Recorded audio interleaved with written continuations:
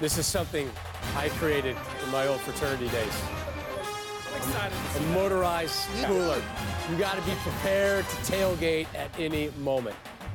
6 minutes away from kickoff. Oregon State, number 17. I love it. See you driving around Manhattan and that, you know? Get a little back. Oh, I love it. All right, Coach.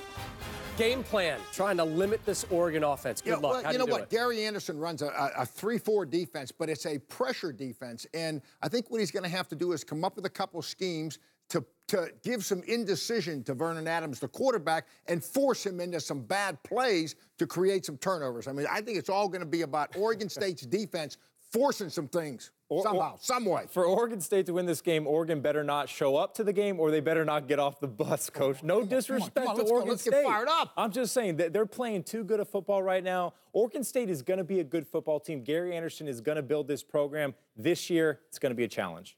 Clear temperatures in the 40s in Eugene, which is where we send you right now. Chris Myers and Evan Moore with the Civil War. Thank you, Rob Stone. An ideal setting, a scene so important to a rivalry, it's been named the Civil War. Welcome to FS1 College Football, presented by Kay Jewelers. Today's Pac-12 matchup featuring the Oregon State Beavers visiting the Oregon Ducks here at Autzen Stadium in Eugene, Oregon. With former Stanford receiver Evan Moore, I am Chris Myers, and hope you enjoying your Thanksgiving holiday. I know you're going to enjoy Vernon Adams today, Evan, unless you're a member of the defense. He is a seed coming off a 6-touchdown performance. The team, the Ducks, have won 5 straight, averaging 43 points a game during that stretch. And this is a guy, Vernon Adams, who brings entertainment value to every game. Well, there's no question. Vernon Adams has absolutely caught fire the last 5 weeks since he's been healthy, to the tune of 1,500 yards, 18 touchdowns, and 4 interceptions on a 5-game winning streak. Played outstanding football since he's been back, and he's showing just how valuable he is. In addition, having him in the backfield with Royce Freeman, the Pac-12 Freshman of the Year last year, had just over 1,300 yards. This year, just under 1,600 yards as he chases the Pac-12 rushing title alongside Christian McCaffrey from Stanford. Both of those guys will be significant weapons for him today in this rivalry game. A lot to deal with for the Oregon State defense. Meanwhile, their head coach, Gary Anderson, in his first year, he's had to deal with a lot of injury. Young players, only 11 seniors active on this team. Starting his 3rd different freshman quarterback today is from California, Marcus McMaryion. Well, the decision to go with Marcus is largely a microcosm of what this team has dealt with all year long, youth and injuries. But Marcus showed enough last week against the University of Washington to warrant his first start today. And it's going to be important for them to get him into rhythm. And by doing that, you got to find guys like Victor Bolden and Jordan Villeman, 2 very capable receivers for this Oregon State offense. And it's important for them to step up and take some of the load off of this redshirt freshman and allow this team to move the ball here in a hostile environment. And it is hostile. This rivalry goes back to 1894. This is the 119th meeting today, and whatever the score of the standings, the emotions always run high in the Civil War. 1, 2, 3, let's go. The Beavers, let's go. The Beavers, let's go. Now.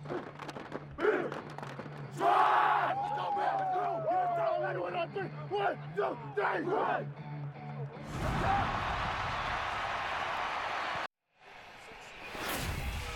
The Civil War, the 119th meeting between Oregon State and Oregon. The rivalry began in 1894. Oregon State, formerly the Oregon Agricultural College, won. The rivalry took on the name Civil War in 1929. In '83, it was known as the Toilet Bowl, a scoreless tie.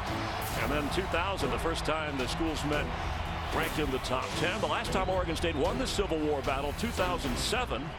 And in last year's game, Marcus Mariota put on a stellar performance. The Ducks leading in the series, 62-46 with 10 ties. You see the weather and the setting perfect on this holiday weekend between the Ducks and Beavers in the great state of Oregon.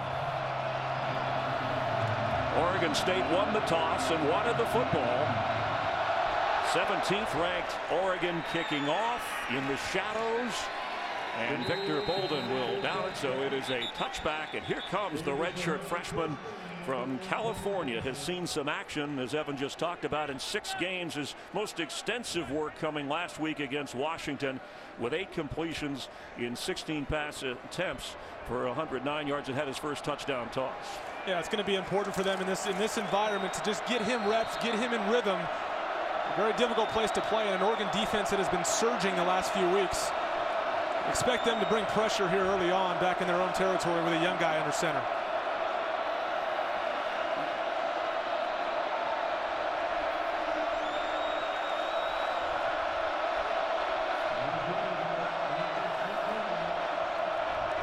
Ryan Nall in the backfield.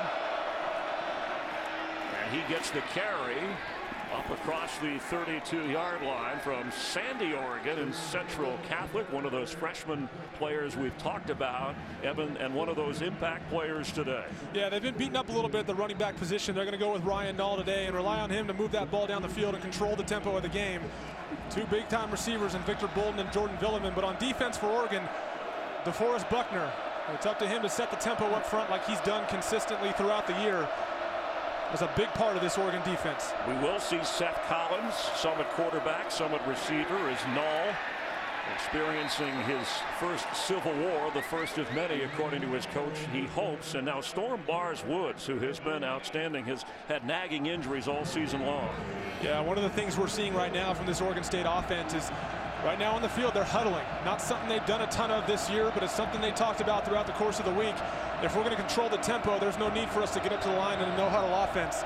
They want to slow things down a little bit, and that starts with huddling before each play. And try and play keep away from Vernon Adams and that Oregon offense. On 3rd and 3. McMarion looks to throw. Can he get the first down? Reaching across. DeForest Buckner making the stop right at what looks like the 35-yard line. Yeah, it looks like McMarion here wants to go to the boundary and throw a slant route.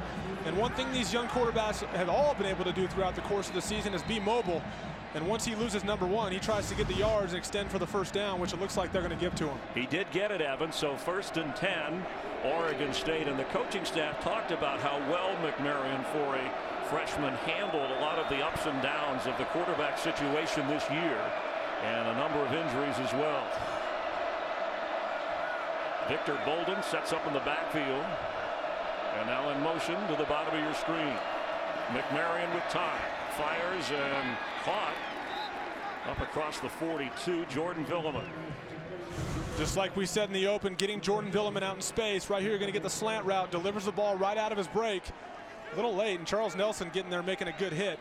But good job by Jordan Villeman hanging on to that football and getting yards for this Oregon State offense. The key here is rhythm throws for Marcus McMarion. You can see that's what they're trying to do, is get these rhythm throws. Seth Collins checks in, takes the direct snap, and runs for the first down and across midfield.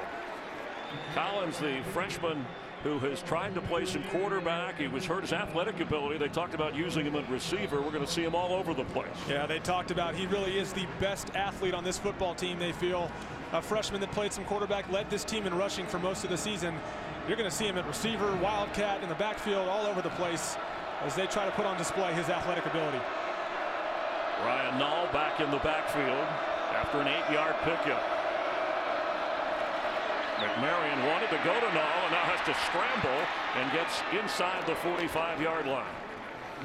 I mentioned Gary Anderson, first year as the Oregon State head coach, 8th year as a head coach in college football, coming back to the Northwest after a couple of seasons at Wisconsin with a Big Ten West title last year. And of course his run at Utah State, very impressive. On 2nd down 5 from the 44 of the Ducks.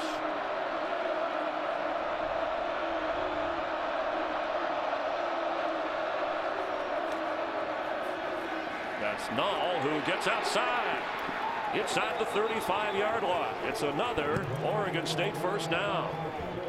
An outstanding job early on by offensive coordinator Dave Baldwin, drawing things up to not only allow his offensive front to try to control tempo against this Oregon front, getting Ryan Nall out off tackle with a pulling guard, but also allowing Marcus McMarion to get into some rhythm with shorter throws. So important for a young quarterback to get his confidence started early. And Nall, in a wildcat, looks like he's ready to take the direct snap. Creative offensive alignments here on this opening drive for the Beavers.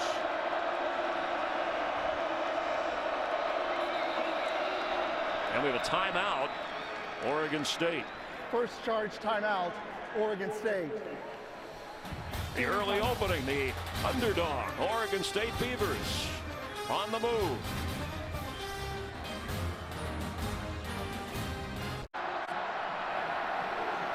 Evan Moore moments ago, a little confusion on this opening drive for Oregon State. Yeah, going with a little bit of a different formation, bringing receiver Victor Bolden into the backfield. They were looking for a certain look from the defense, and pre-snap, it looks like Victor's a little confused there.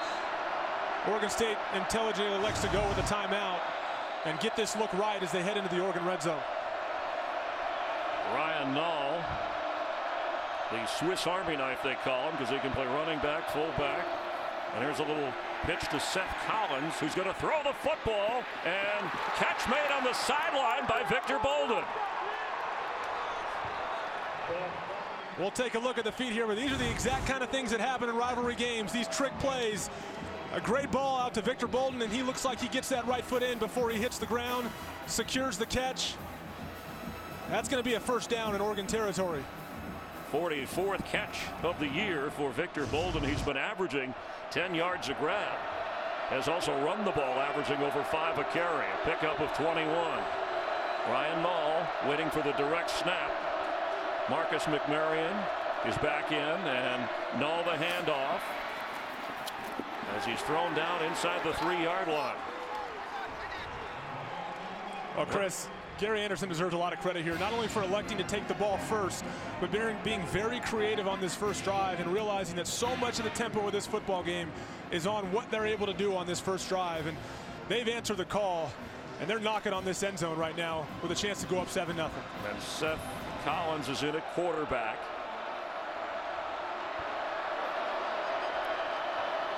He has the football, and he's got a touchdown, Oregon State. What an impressive opening drive for the Beavers here at Autzen Stadium. Well, once again, Chris, using a number of different guys. On this replay, you'll see them bring Victor Bolden on a jet sweep to create a little bit of misdirection, allowing Seth Collins to get up the middle. You're going to see him in so many different capacities today. The best athlete on this team, and even though he had dealt with some injuries, he's back and he looks healthy as ever right now. Garrett Owens with the extra point. Seth Collins, not the starting quarterback, but he runs in for his 6th touchdown of the season, and the Beavers have the early lead.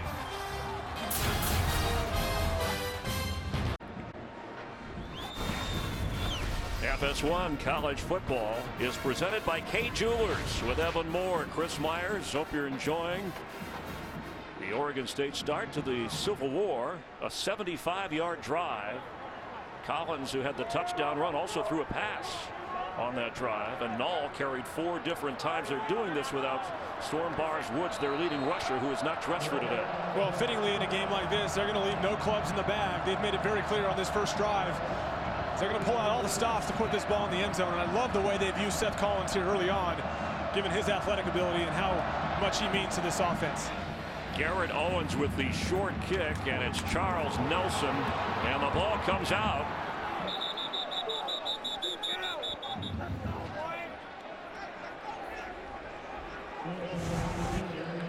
Nelson looks like they were able to maintain possession here, even though the ball came out. That ball comes loose. It's a question of whether or not the Oregon State player was already out of bounds by the time he attempted to possess the football. And it appears that he was out of bounds. This ball's going to stick with Oregon.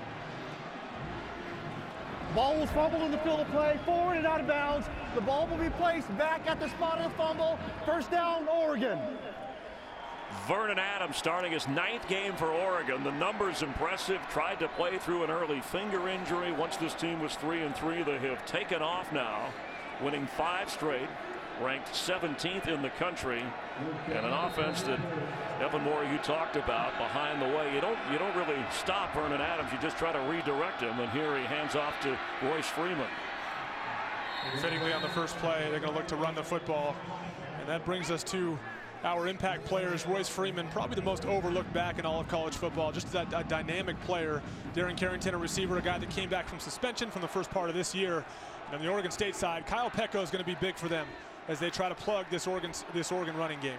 Dwayne Stanford, second on the team and catches, makes a grab, and it'll bring up third down. See a little bit of the pushing and shoving. Just a feature year in and year out of a rivalry game of this magnitude. Fun to watch. On 3rd down and 2 from the Oregon 30. Freeman into the crowd. This one's going to be close, and it's impressive to see the energy that these Beavers are coming out with today. Given the season they've had, it's clear this game means a lot to them. They get up and try to plug that hole that Royce Freeman tries to push through. He got the first down. They're going to give it to him. Roy's such a tough guy in short yardage situations. Sometimes in these spread offenses, we start to believe that maybe he's more of a scat back. He is a powerful 230-pound stud in the backfield, and he shows it right there. Adams. Stanford has it up near midfield. The 48 of Oregon made it look easy. Chris, you and I talked about all week, there's such a number of guys at this receiver position for Oregon. It's pick your poison for Vernon Adams. So many weapons on the outside to work with. Mark Helfrich in his 3rd season as Freeman goes toward the sideline and tries to get another Oregon first down. On that one, we see a great example, too, of this wide receiving core and how important it is for them to get their perimeter blocking. On that one, Darren Carrington on the outside. You're going to see as he gets outside, Darren Carrington right there getting his block. It's what these receivers are asked to do every play. Isn't the call if you don't block, you don't play? That's even correct. If you're a receiver. Scott Frost, offensive coordinator, made that very clear. Those guys that don't block will not play because perimeter blocking is so key in this offense, and it's why they lead the Pac-12 in rushing year in and year out. First down at the 42 of Oregon State. And Griffin is in at running back, the freshman.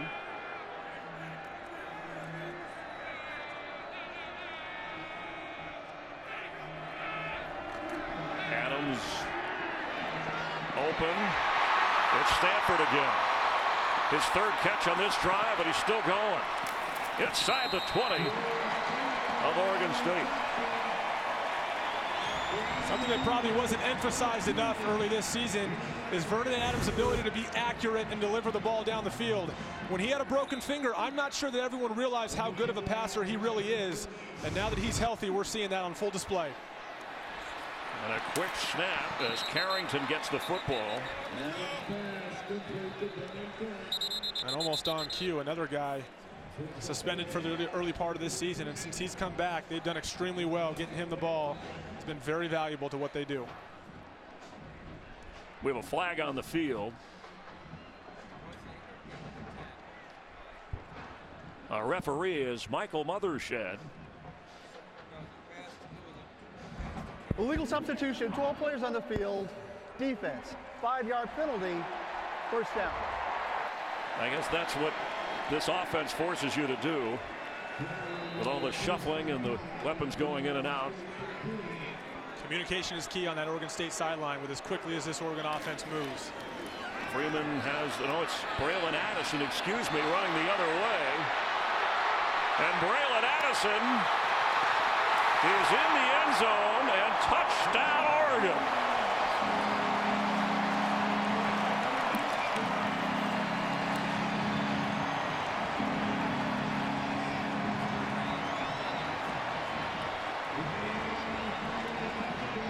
Just a great example of the versatility of this Oregon offense.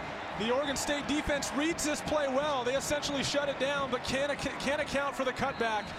And Braylon Addison, probably the most versatile weapon on this Oregon offense. He can do so many different things. And when you get a guy that crosses field like that and puts it in the end zone and your defense is in the right place, it's very frustrating as a defensive coordinator. His 2nd rushing touchdown of this season from 13 yards out. Royce Freeman was in on the play, but it was Braylon Addison who got the carry, reversed field, and found the end zone for the Ducks.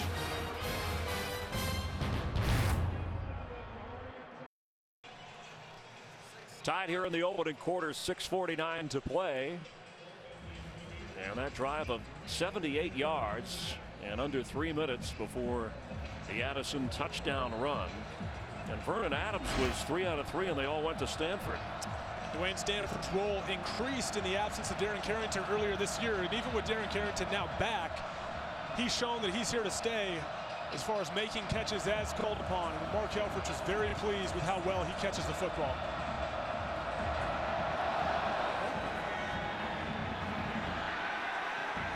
From the end zone, it's Oldham, and brought down across the 17.5-yard line. So they'll start deep in their own territory. But having that last drive, it was creative. A couple of different people taking the snap and different quarterbacks. Yeah, I like what they're doing with Marcus McMarion, establishing a little bit of rhythm and also bringing in Seth Collins to feature his athletic ability. So big for this offense. And on the touchdown, Seth Collins shooting right up the middle after a little bit of misdirection. Great plan on that first drive by offensive coordinator Dave Baldwin.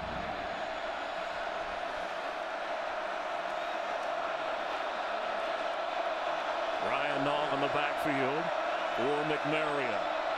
From the 17, Nall looking for a place to go. And maybe a yard before being gang tackled there by the Ducks. I think we're seeing more of today for the Miss Oregon State offense as well. There's more tight ends on the field. We've seen several plays already where they've had 2 tight ends on the field. Not something they've done a ton of this year, but in an effort to run the ball more efficiently, eat up a little bit more clock, and establish a little bit more tempo, it'd be very helpful to get these tight ends a little more involved.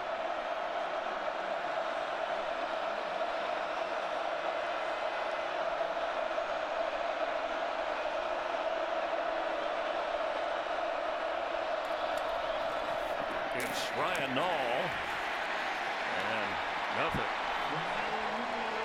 DeForest Buckner, who leads the team in sacks at 8.5 and is among the top 3 in tacklers on this defense making the play. Well, Chris, this is their guy. This is their ringleader on the defensive side of the ball. He's essentially playing with one hand. He's had some injury issues on that hand throughout the year.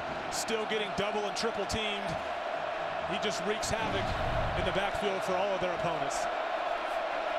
See the time of possession, part of the Oregon State game plan, as Evan pointed out.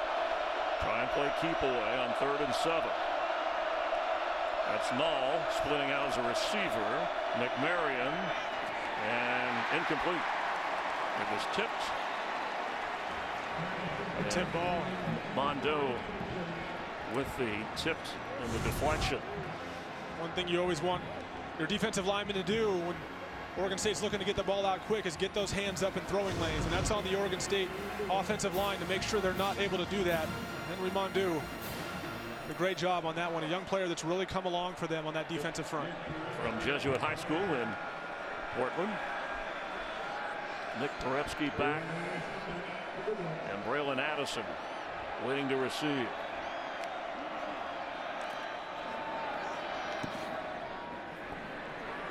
Fair catch waved for, and at the 42 of Oregon, the Ducks will take over. An ideal setting for a fall clash of Oregon and Oregon State.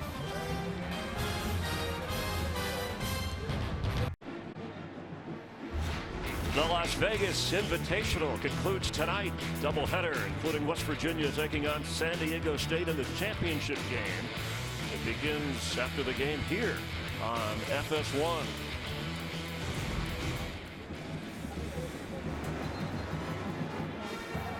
Oregon State trying to get its first victory this season in conference. The Ducks 6-2 in the Pac-12. Trying to push their record to 9-3, win their 6th straight. Advanced bowl possibilities.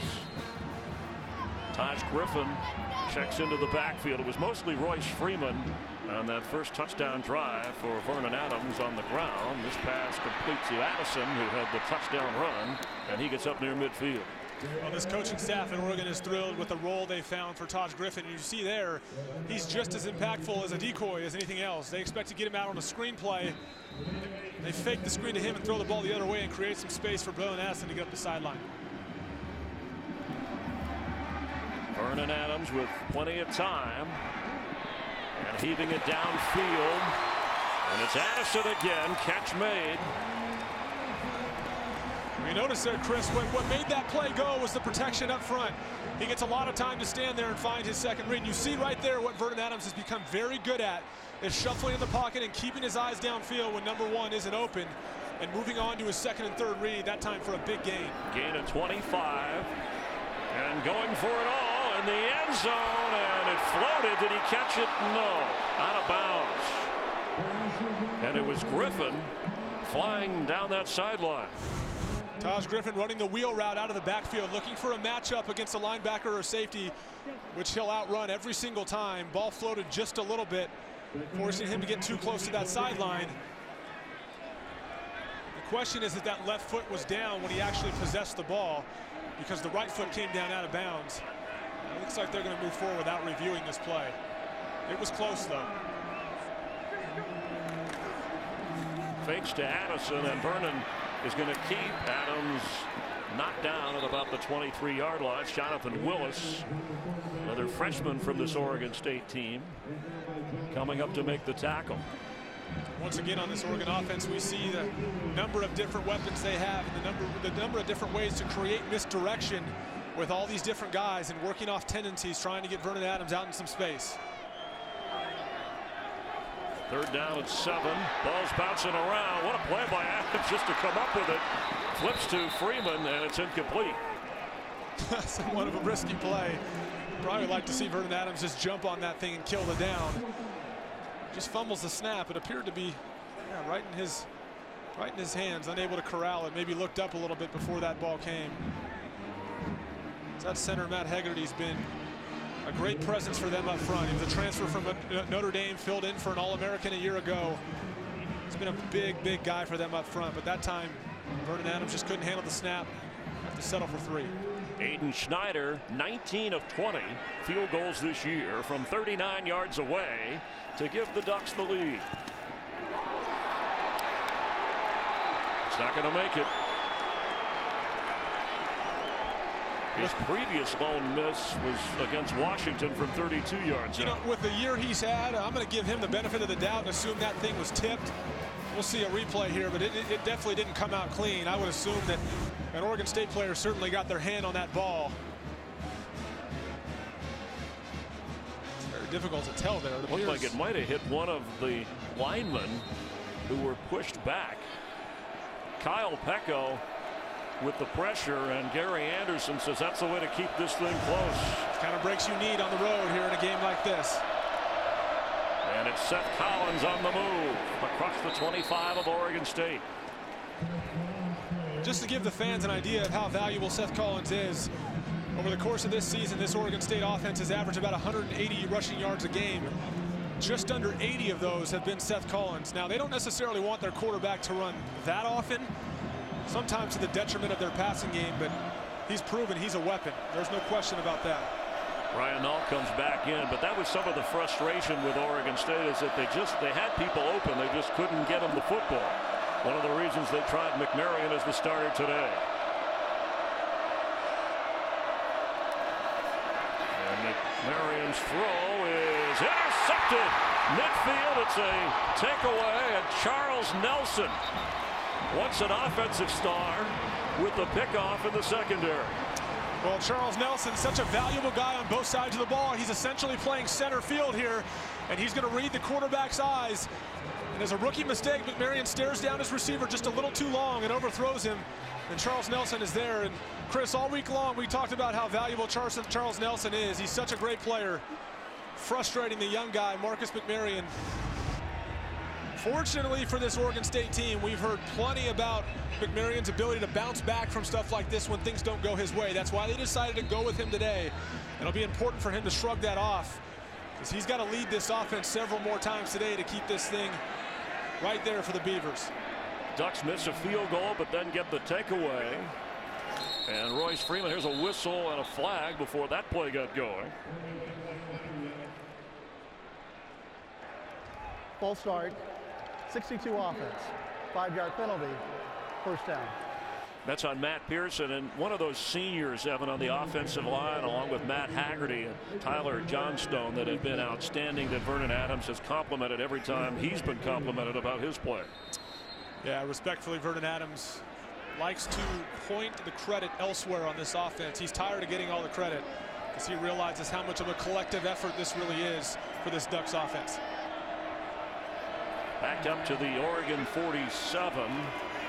Adams has it. He'll pitch it. That's Braylon Addison, who's dragged down by his shirt before he went out of bounds.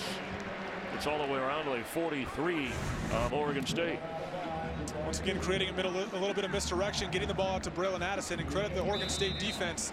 They're going to have to make tackles out in space because this is what this Oregon offense tries to do. Quick snap. Adams, can he get away? He does from one and goes out of bounds with a first down. Boy, they don't hesitate. Somebody comes out, they snap the ball. Now, how about the Oregon State defense? Is it usually a 3-3-5? And I'm not sure exactly how they're lining up here. Yeah, once again, the perimeter blocking of the Oregon offense, these receivers getting on guys. And all day long, it'll be on these second-level guys for the Oregon State defense to make the plays out in space, which is very, very tough to do against the Oregon offense. Vernon Adams, and it's knocked away. An excellent defensive play in the secondary. Yeah, Vernon Adams trying to thread the needle a little bit down the seam, throwing a seam route to his receiver. Adam Sussman. Sussman getting back just enough to get a hand on it. Usually tip balls will create interceptions. In that case, nobody else was in the area, but stopped a big play for the Beaver defense. Griffin in. And because of injury at linebacker for Oregon State, they've had to mix and match. And this is Adams, keeps and goes nowhere. Brought down around the 36-yard line. Yeah, Kalani Sitake, though, coordinator for this Oregon State defense, has these guys playing disciplined football. That time they elect to bring some pressure off the edge to the field. Confuses Vernon Adams just enough to get him to stop his feet, allowing them to make the tackle in the backfield. On 3rd down and 10, Adams is going to get rid of it. And catch made. What a play to Darren Carrington. When you get enough pressure and you're able to get in front of Vernon Adams, you've got to bring him down because those eyes are going to continue to stay downfield. And if he finds open guys, he's shown he has the ability to let it go. But this Oregon State defense has not been able to get pressure on the passer enough this year. And they do it right there. They just got to get him down and not allow him to find guys late in the downs because these receivers are too dangerous down the field. Adams 5'11" and 200 pounds, but hung tough to slip that tackle and complete the pass as Griffin carries. It was a gain of 18 and sets him up inside now the 15 of Oregon State. Adams, remember, missed 3 games, most of the loss to Utah due to that broken finger that was suffered in the season opener against Eastern Washington, his old school. Played against Michigan State with the ailing finger. Oregon 2-3 during that stretch. As Griffin carries, and Griffin is in the end zone. Touchdown.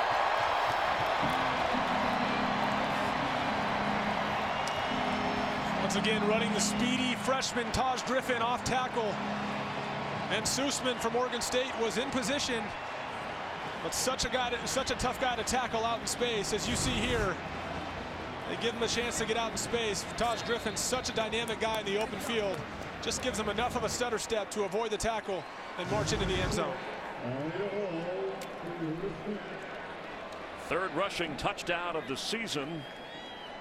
The freshman from Powder Springs, Georgia, after the extra points. And the Ducks behind Taj Griffin this time, lead 14-7.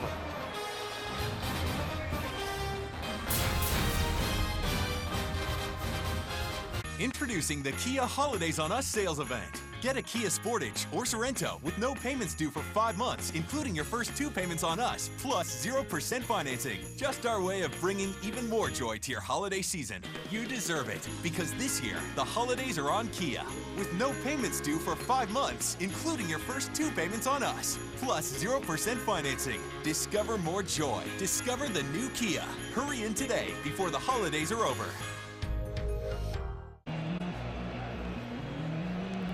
FS1 college football presented by Kay Jewelers. Autzen Stadium, it opened in 1967. Back then, 12,000 seats added. Named after Thomas J. Autzen, who was a Portland lumberman and philanthropist. And the Ducks leading 14-7 now, kicking off.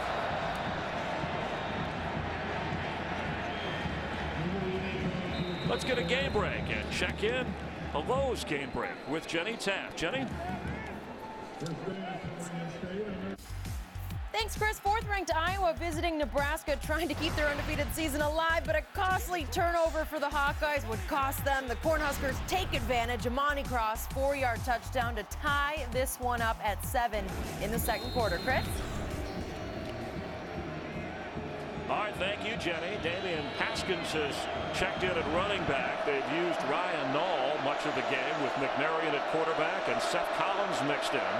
Collins has the touchdown for the Beavers today.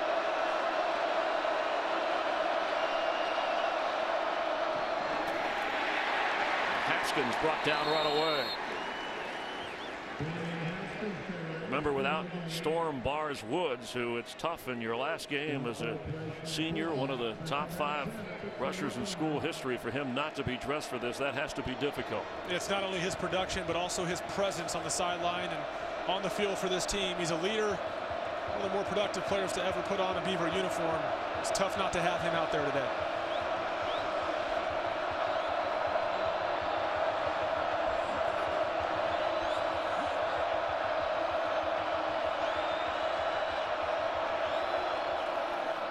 McMarion under pressure and goes down.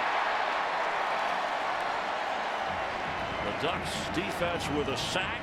Oregon has the lead after the opening quarter of the Civil War here in Eugene. We're glad you're watching college football on FS1. That's the end of the first quarter. Start of the second quarter, Oregon State scored first. The Ducks now with a 14-7 lead. Well, Chris, expect to see more of this right here, bringing these guys up in a 34 defensive front to really take away this run game and crash it. And you'll see coming off the edge here, Tyson Coleman, who's had an outstanding year for this Ducks defense, trying to put this game in the hands of Marcus McMarion, forcing him to throw the ball. Now, this Ducks secondary has struggled at times this year. It's allowed a lot of passing yards over the course of the season, but they're willing to see if McMarion can do that against this defense rather than getting beat on the ground. 1 out of 3, McMarion facing a 3rd down and 14. Nall and Bolden in the backfield with him. And that's Bolden on the move at the receiver spot, bottom of your screen. McMarion with a moment. There's a flag down. He is hit hard. Buckner got to him. He had Victor Bolden down the field with about a 14-yard hook route, but took a monster hit by DeForest Buckner, and that pass was thrown. Personal foul, illegal hands to the face, number 64. That penalty is declined, 4th down. DeForest Buckner doing what he's done all year long, getting pressure, wrecking shop in that backfield. And he does just that with the bull rush, throws the offensive lineman aside and makes a clean hit on McMarion. Buckner at 6'7". No need to accept the penalty. The punting unit on.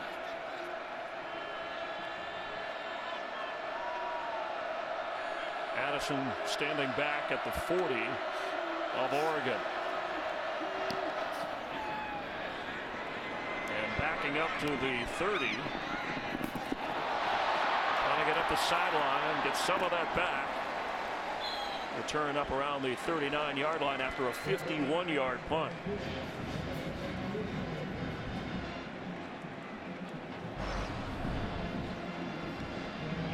First quarter numbers with Evan Moore, Chris Myers. Great scenery here, by the way, when you look beyond the stadium. And what jumps out at you early, obviously the turnover helped turn things after the field goal. Well, the other thing that jumps out at me there is Oregon State winning the time of possession battle. But as we joked about this week with defensive coordinator from Oregon State, Kalani Sitake, he recognized that, hey, a lot of teams try to play keep away from the Oregon offense, but it doesn't always work because they can score a lot of points even with less plays. So it's something to keep in mind here for this Oregon State team as strategy starts to take a bigger effect as we get later into this game.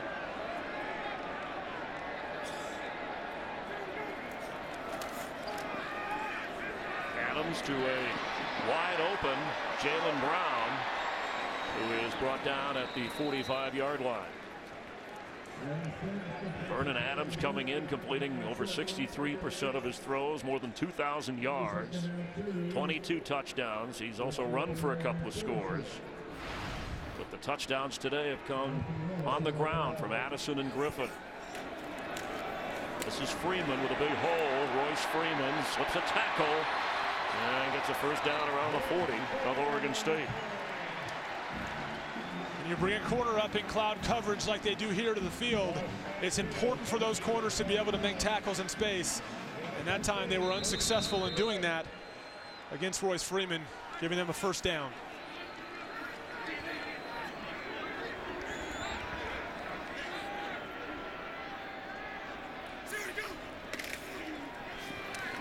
It's Freeman again after he picked up 13 on the previous carry. Sophomore from Imperial, California. He was the Pac-12 Offensive Freshman of the Year last year when he ran for over 1,300 yards. And it's funny, you think of a spread offense, you don't think about a running game, but he puts up big numbers. Came in averaging over 6.5 a carry. This is Adams, wide open and off the fingertips of Freeman, who could have sailed into the end zone had he been able to hang on to the sun over there in some shadows. I'm not making excuses because it was zipped to him. Yeah, he gets on an isolation route out of the backfield. Once again, matched up with a linebacker. Just need a little bit of a touch throw there, and he's unable to do that, which certainly would have gone for 6. But Royce Freeman, you alluded to it earlier, just a special player in his short time here so far at Oregon. A guy that they feel just has a ton of ability. And now Griffin is in, who has a touchdown run. He spins out of a tackle, and there goes Taj Griffin. Out of bounds inside the 10. A great physical run by Taj Griffin, a guy that's only 5'10", 175. You wouldn't expect him to be breaking too many tackles at that size, but he does just that here. Spins out of that one and shows a burst to get up the sideline. Just stepping out of bounds, otherwise that thing goes for 6. Catching a breather. Freeman back in at running back.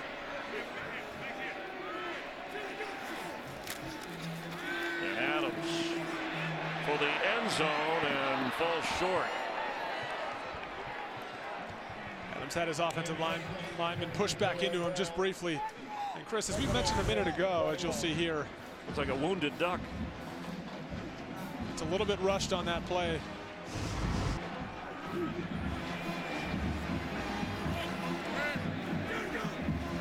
And Freeman back in the backfield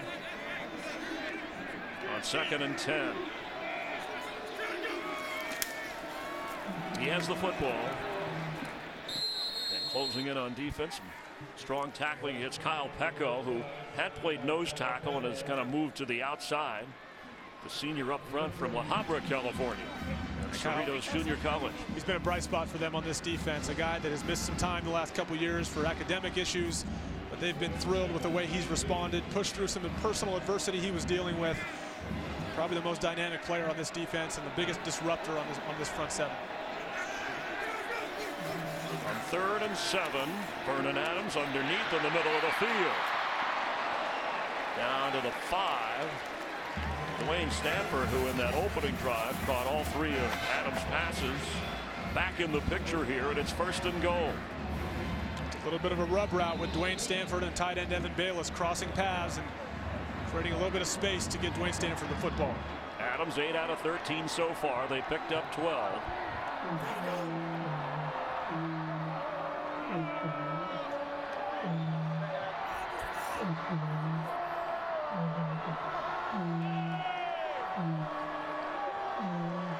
Carrington in motion goes to the slot. Freeman's the back. Adams on the move. Throws back. An unusual play to Tyler Johnstone, who was the offensive lineman, and Tristan Decoud make the tackle on a weird looking play. Well, we call this a tackle eligible, getting the senior and the anchor out on the edge, and the idea is to get it with nobody in his way so he can pretty much walk in, but this thing was read well by the Oregon State defense, and as good as Tyler Johnstone is, I don't think we expect him to be breaking any tackles and walking into the end zone. Well, an excellent defensive play. So a loss of 6. I told you this was going to be entertaining. Adams with time, but couldn't find anybody, and he's going to go down. Oregon State with the sack. Chris, this is essentially a coverage sack. The Oregon State defense doing a great job of staying on their guys, as you'll see here. Not falling for any misdirection or two-man routes. And there's nowhere for Vernon Adams to go. And he tried to stay on his first, second, and third reads. And they got just enough pass rush at the very end to turn that into a big loss for the Oregon offense. So they had a first and goal, now backed up. And spreading the field here. Defensive personnel adjustments made for Oregon State.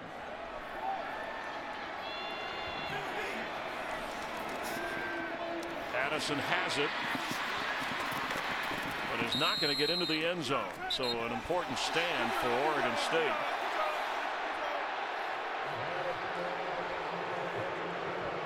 Well, Braylon Addison sure is going to get his running in over the course of the day. It's amazing how much they do with him pre-snap to try to get him in matchup situations and showcase his versatility. I think fans thought maybe there was some extra shoving or hitting going on out of bounds there. Devin Chappelle, who is from Springfield, Oregon, nearby, it's practically Eugene, and played at Western Oregon, where he had an interception against Vernon Adams when Adams was at Eastern Washington. He's the one who made the play, and now Schneider to try a 25-yard field goal after missing earlier. He's back on target. The Ducks add 3.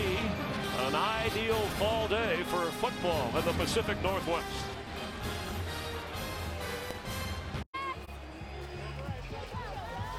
FS1 College Football is presented by Kay Jewelers.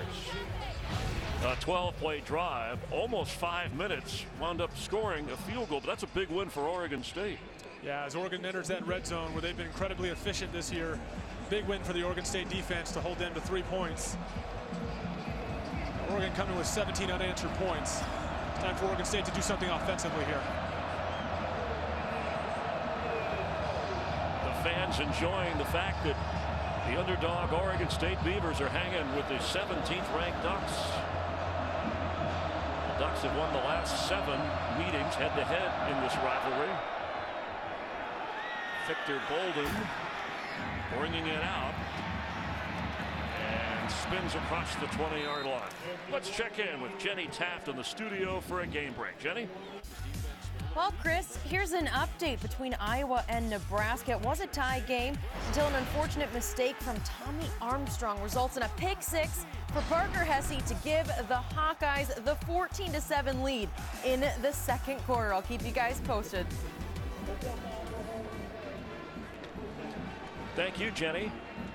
Evan, later I want to get your thoughts on the 4 teams in the college football playoff. Your thoughts on the Heisman race. I know you think Vernon Adams was a guy, if he was healthy all year, who would have been in that mix. Ryan Nall waiting for in the backfield with McMarion, the handoff, and gets up just short of the 25-yard line. Yeah, once again, Chris, bringing guys up in this defense to plug these different gaps and either provide pressure if Oregon State elects to pass the ball or stuff gaps in the run game. Timeout for an injury on the field. And just do their best to force Marcus McMarion to beat them with his arm. It's Alex Balducci on the defense, the injured player. We will check on him in return.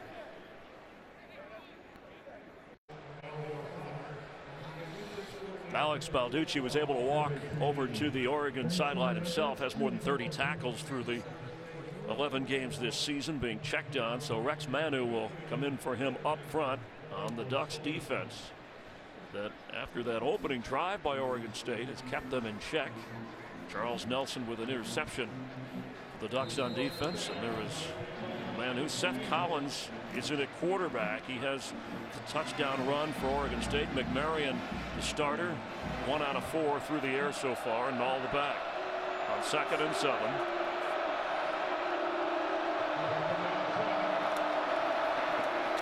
Collins shows some speed and gets what looks to be a first down. He crosses through, and he's got it. 1st and 10 Beavers. Well, Chris, as we hit on early on, trying to get Seth Collins in space with a little bit of misdirection. Seth Collins is coming off a little bit of an injury, so they didn't feel comfortable putting him under center for the better part of the game, but they were going to find different ways to use him to to showcase his ability. In that case, a big first down run.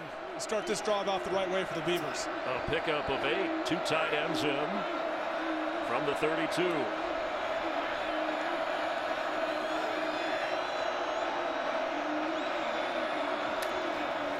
Ryan Nall the carry, but nowhere to go. And Nall, one of those freshman players at 6'2" and over 250. Rodney Hardrick getting there nicely to plug up that gap. A guy on this defense that is a leader and a big presence for them. Defensive coordinator Don Pelham has talked a lot about the fact that this guy's going to be coaching one day. He said some guys want to be a coach. This guy should be a coach. Rodney Hardrick is an outstanding player for this defense.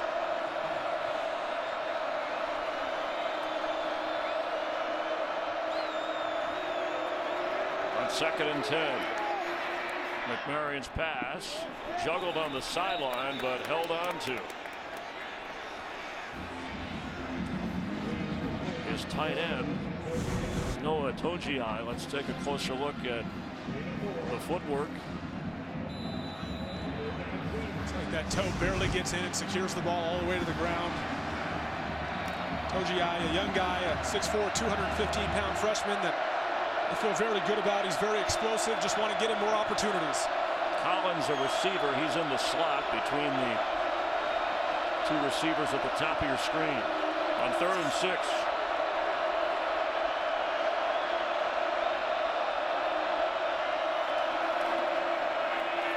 McMarion with plenty of time throws high, and the ball but knocked loose. Victor Bolden had his hands out, but Reggie Daniels came up. There's a flag down, and McMarion is down, or at least someone in the backfield. Sorry, McMarion is helping him up.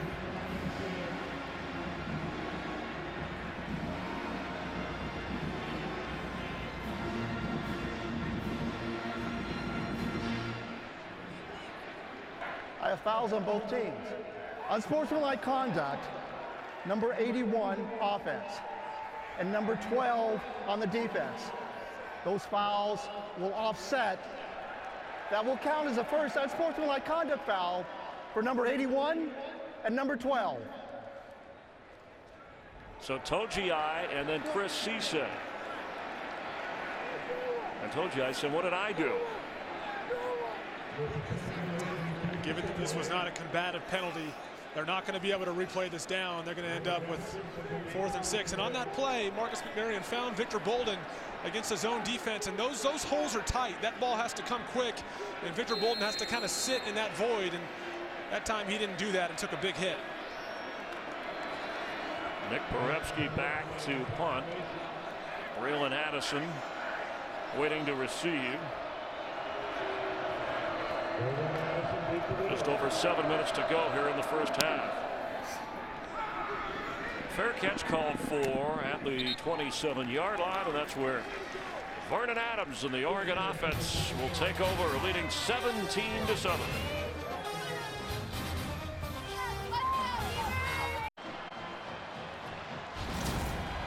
Let's take a look at our players for the Nissan Heisman Watch. Derrick Henry from Alabama, Watson of Clemson, Christian McCaffrey from your old school at Stanford.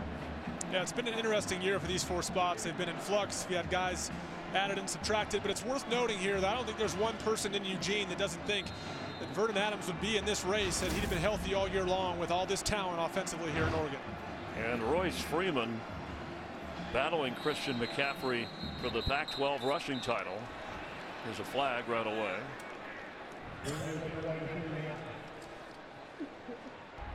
False start, number 73 offense, 5-yard penalty, first down. Going back to Adams, today he's 9 out of 14, already over 100 yards. But when you look at the numbers, and that's with the injuries that we talked about, missing some of the games, playing hurt through some of those, he's a difference maker. And you wonder where Oregon would be if he were healthy from the start. Graduate senior as Freeman carries. Kind of an unusual one and done, but what he's done is amazing, kind of stopping in here, lighting it up when he's healthy, and then moving on. Well, it's fascinating what he's been able to do. He came in as a 5th-year senior that hadn't been in this program at all. And they essentially added him as the college form of free agency late in the year, or I'm sorry, late in his career. Unbelievable how he's commanded this offense since arriving on campus. Quick pass to Stanford again, who's loose. Wayne Stanford, who's already had quite a few catches in this game. There's Dwayne Stanford here running a little tunnel screen, trying to get him in space. It's kind of a compliment to their running game, throwing the ball behind the line of scrimmage, allowing guys to get loose and get downfield with this speed. 21-yard gain, his 5th catch of this game. Royce Freeman the carry, and kind of methodically works his way up to the 47-yard line. Chris, on the heels of that play, one of the biggest misconceptions in college football is people think the spread offense equals chucking the ball around and throwing for all these yards, but this Oregon team, they place a priority and an emphasis on running the football. It really is their identity, and although they run the spread, they are a run-first team. They've led the Pac-12 in rushing for several years now. On their way to their 10th straight season of leading the Pac-12 in rushing yards, as Griffin, who has a touchdown run, dances around. And Freeman with the 235 carries, already over 1,500 yards. And last year against Oregon State, he had 135 yards in that game. It's a head-scratcher as to why he doesn't get more attention nationally, given how successful he's been in this system. This is a team that is number 5 in the country in rushing yards per game, over 280 yards a game. We have an injured player. It's Kyle Haley, as they check on him on the Oregon State side of things. He made a big hit at the end of that play on Royce Freeman. As you'll see here, he comes in late, and he lays the wood on Taj Griffin. Unfortunately, might have got bent back a little bit there as he went down to his knees.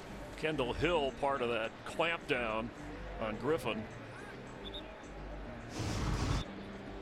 And being helped over to the sideline, the junior, Golden West Community College, and from Anaheim, California. Only 11 active seniors for this Oregon State team. And you talked about it from the start, Evan, about how injuries and youth have kept this team from having more success in the win column. Adams with time and dumps it off. Kirk Merritt out to the 40 of Oregon State. Well, Chris, we see here again as he gets this ball out in the flat to Kirk Merritt. More receivers looking to get blocks down the field to spring him for a few extra yards, just enough to give him space to get down the field. Vernon Adams, again, keeping his eyes downfield and finding his 3rd or 4th option. Something most quarterbacks take a very long time to figure out. He's made it second nature. Adams fires complete. Kirk Merritt again. Kirk Merritt, end zone, touchdown Ducks. No, they're going to say he's out of bounds. Hang on. They're saying he's out of bounds inside the 10. There's a flag down as well. And I'm sorry if the shadows over there, it's a little bit difficult to see.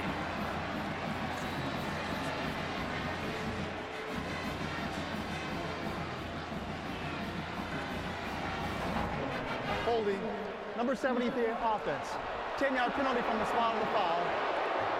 First down. Crosby called for the penalty.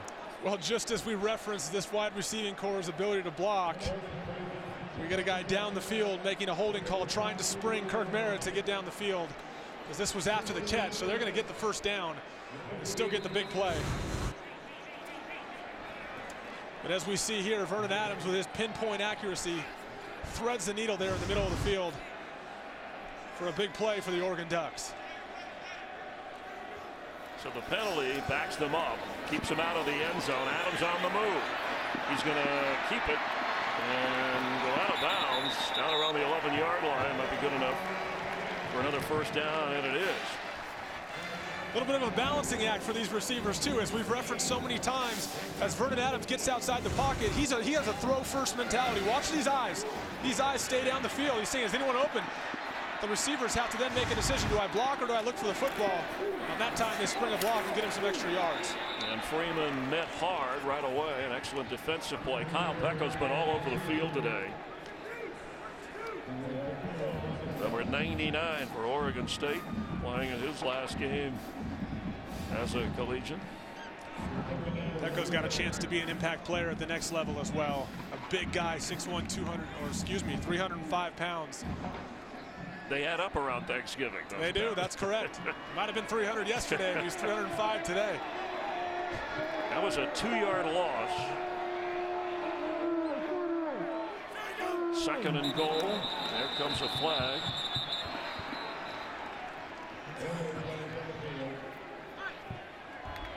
False start, number 81 offense. 5-yard penalty, second down. That call on Evan Bayless, the tight end. Well, they're going to get Evan Bayless here, but they've had their share of issues pre-snap so far today with a number of different guys. And sometimes it's something that happens with an offense that has this much tempo, with this much energy in a game like this. You get guys moving around a little bit pre-snap, and they can really hurt a drive if you can't harness those as this game goes on. Adams to Royce Freeman. A lot of room to run. But he'll be stopped inside the 5. Once again, Vernon Adams looking down the field, and this time the Oregon State offense, the Oregon State defense buys it, and everyone moves deep on this play.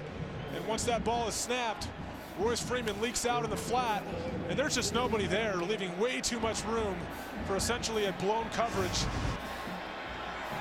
He had a chance having to run the daylight, or in this case sunlight, but it closed up in a hurry with a number of the Oregon State defenders getting over there.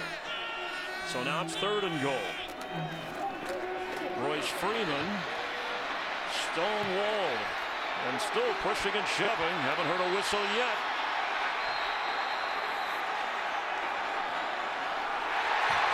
Touchdown.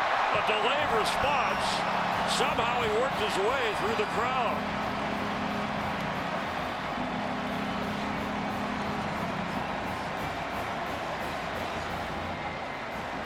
Well, Chris, from up here, it appeared that forward progress had stopped, and as you mentioned, we were waiting for that whistle. But apparently down there on the field, those legs of Royce Freeman just keep moving and churning and moving that pile, as you see right here. That pile really never stops, that gradual motion forward. And the referees smartly elect to let this play continue. And they're going to review as they want to make sure. That's so difficult to tell as they look at every angle.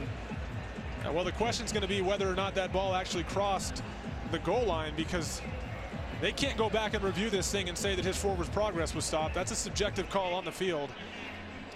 Well, there sounded like a whistle before the hands went up. I saw a member of the Ducks offensive line give a very early signal, but of course that's a biased view. There's Johnstone, who had the catch. Well, it's clear these officials did not step in and say the whistle was blown. They're waiting to see whether or not this ball actually crossed the goal line. And I'd say from this angle and the ones we've seen before this, it's incredibly difficult to tell. A lot of legs and feet dancing around. Let's listen after review. After review, the ruling on the field stands. Touchdown.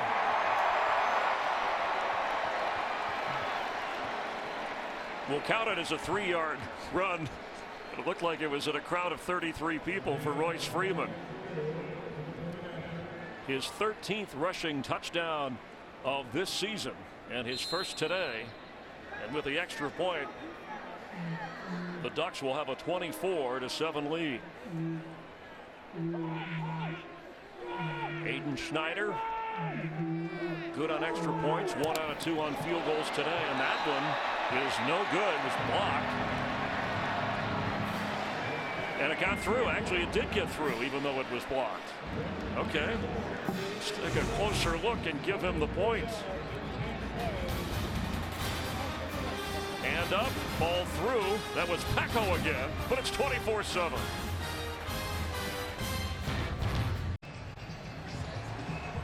The Ducks surfing in celebration.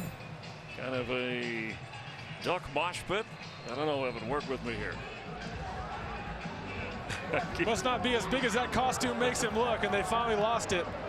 I'll tell you, the running game has uplifted the Ducks today, with Freeman scoring the 3rd touchdown on the ground.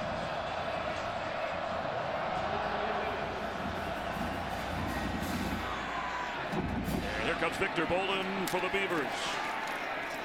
Gets up to the 22. Hey, what's up? Let's check in Los Angeles. Rob Stone, what's happening? Coming up on the State Farm Halftime, we check in on the 108th edition of the Apple Cup between Washington State and Washington. That one over on Fox. Plus, number 4, Iowa. They look to finish the regular season undefeated. And we'll show you one of the best catches of the season, courtesy of Houston, in an upset win. Chris, Evan, we'll see you guys at the break. Thanks, Rob. Look forward to that. While the Ducks are celebrating, Washington leads Washington State at the half, 17-3. Oregon would be alone in second in the Pac-12 North if that score stands, and it stands here. Seth Collins is in at quarterback and on the run for Oregon State. Incomplete. Well, Chris, as you said it, there's implications here beyond just what's going on here on the field today. Bigger picture, Oregon still looks at possibly an at-large bid in one of the New Year's Six Bowls, depending on some success Stanford has late. Are they able to get into a playoff as a 2-loss team? It's not out of the question. And also potentially a Fiesta Bowl bid as an at-large team as they continue to impress people in the national spotlight. Helfrich's team travels well. An exciting offense. It's entertaining as Collins remains the quarterback for Oregon State. He leads this team in rushing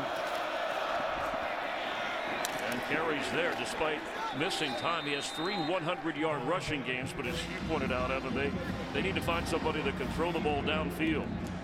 Yeah, as we know, Oregon State in the last few years has had a lot of success as a pro-style attack with quarterback Sean Mannion last year. And they're running an entirely different offense now. And as they've said a couple times, we have some square pegs and round holes with an older personnel group trying to fit some of the stuff we're doing. The 2:17. Thank you. Oregon takes the timeout. You see the yardage that they have put up. But what a game we have for you tomorrow. 6th-ranked Notre Dame taking on 9th-ranked Stanford. It's the biggest game of the weekend. Both teams trying to move into position for the college football playoff. It all starts tomorrow, 7 Eastern on your local Fox affiliate.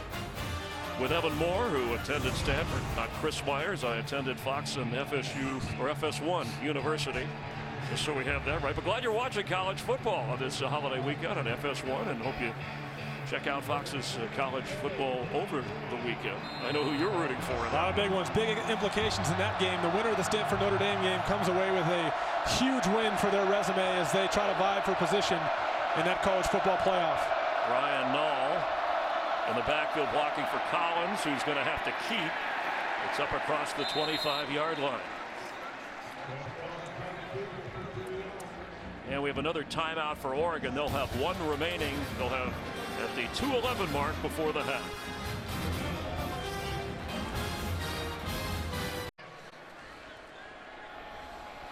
Mark Helfrich's team, and he's a native of Oregon. He knows a lot about this Civil War, this rivalry in state. Only 50 miles separating the 2 schools from Corvallis and Eugene, and the Ducks with the upper hand. They won the last 7 head-to-head. Nick Porebsky punting to Addison, who calls for the fair catch at the 33-yard line. And this Oregon offense, you know, they have an NCAA record streak of 79 consecutive games with a touchdown pass. Looking for their 80th today. They broke the Texas Tech record of 69 straight earlier this year. They don't have a touchdown pass yet. They've been on the ground very solid today. Yes, this team leads the conference in rushing for a reason. So many different guys out of the backfield, including Braylon Addison here, switching field for a touchdown.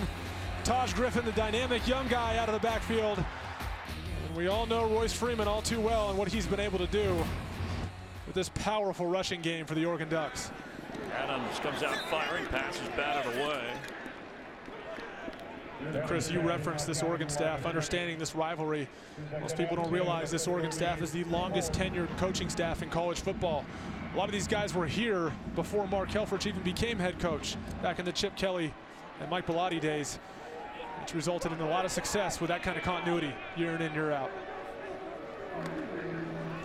Adams pass caught by Carrington up across the 40, winning the Pac-12 title last year, taking Oregon to the first college football championship game.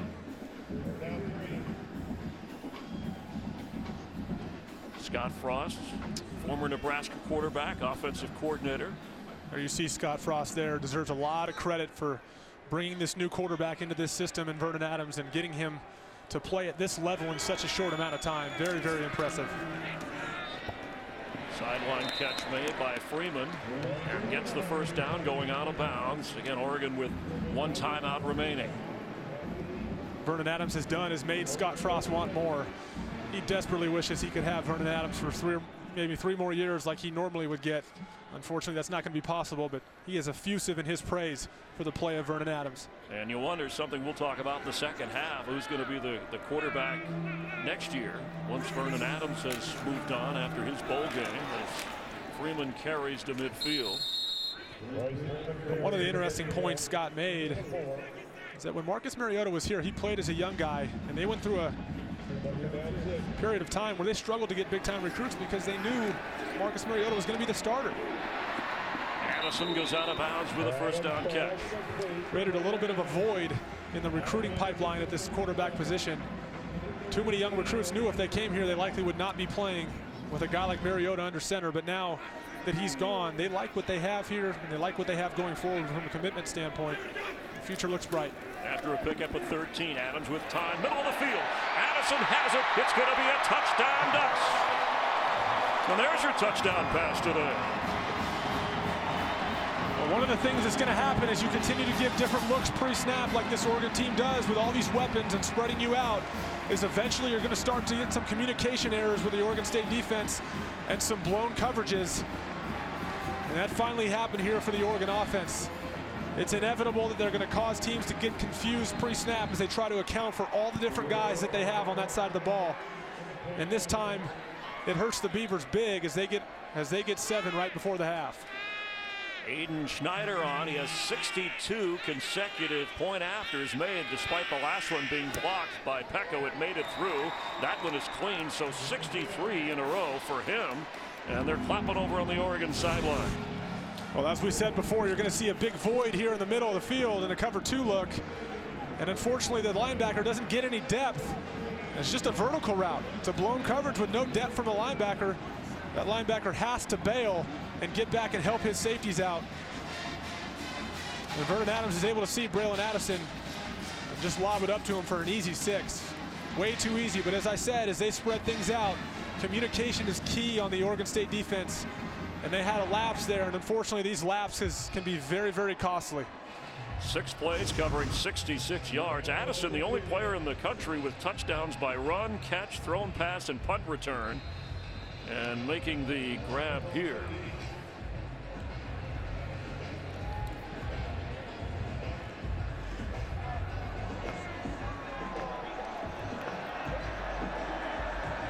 Getting ready to kick off with the 31-7 advantage. Holden on the return and knocked out afterwards.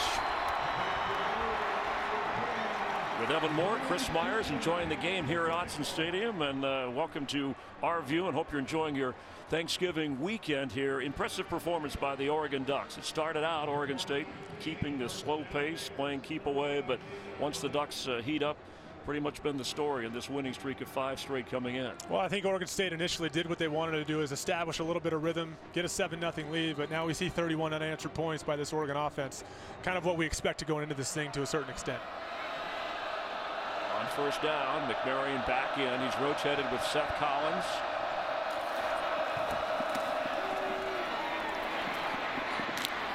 A solid run by Nall. All the way up to the 35-yard line. Looks like a flag.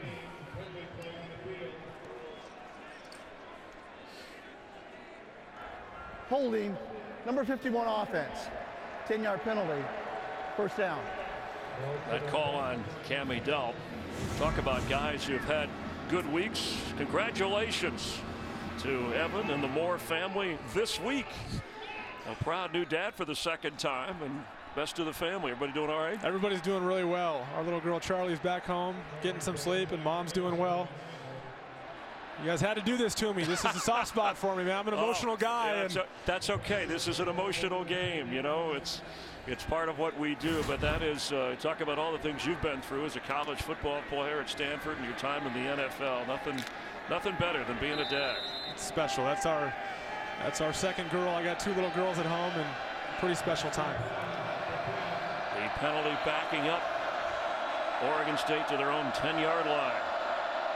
Hoping to get out of this first half with any further damage. There's nowhere to go. Ryan Nall giving it his best shot, but shoved backwards.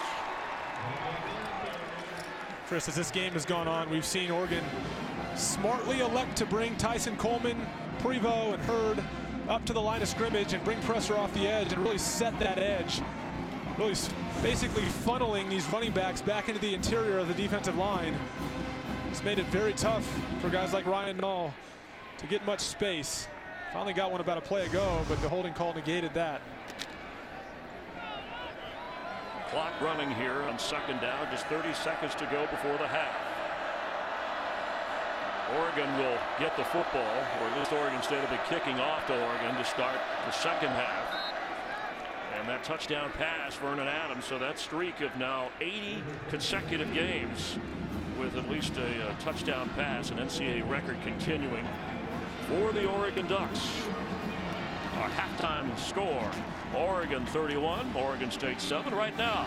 Let's head over to our halftime show, the State Farm halftime program with Rob Stone in Los Angeles.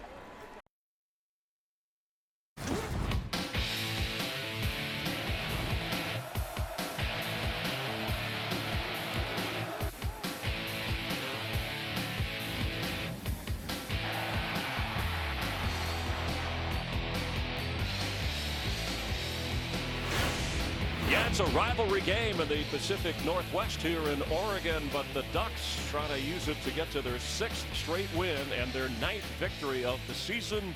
We welcome you back with Evan Moore, Chris Myers, and hope you're enjoying this game here on FS1. Well, Braylon Addison, a touchdown run, a touchdown catch, and yes, Vernon Adams over 250 yards and a touchdown pass. But the Oregon defense has caught your attention. Well, defensive coordinator Don Pellum deserves a ton of credit. They made the adjustments after that first drive to help them stop this Oregon State offense. And as you see here, one of the things they're doing is bringing pressure off the edges and setting the edge against this Oregon State running game, which has really shut it down.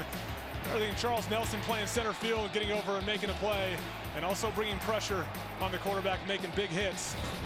It really helped this Oregon team on defense, holding Marcus McMaryion to 33 yards passing. Something that was a point of emphasis is making him win the game for you. Oregon's defense has done that successfully.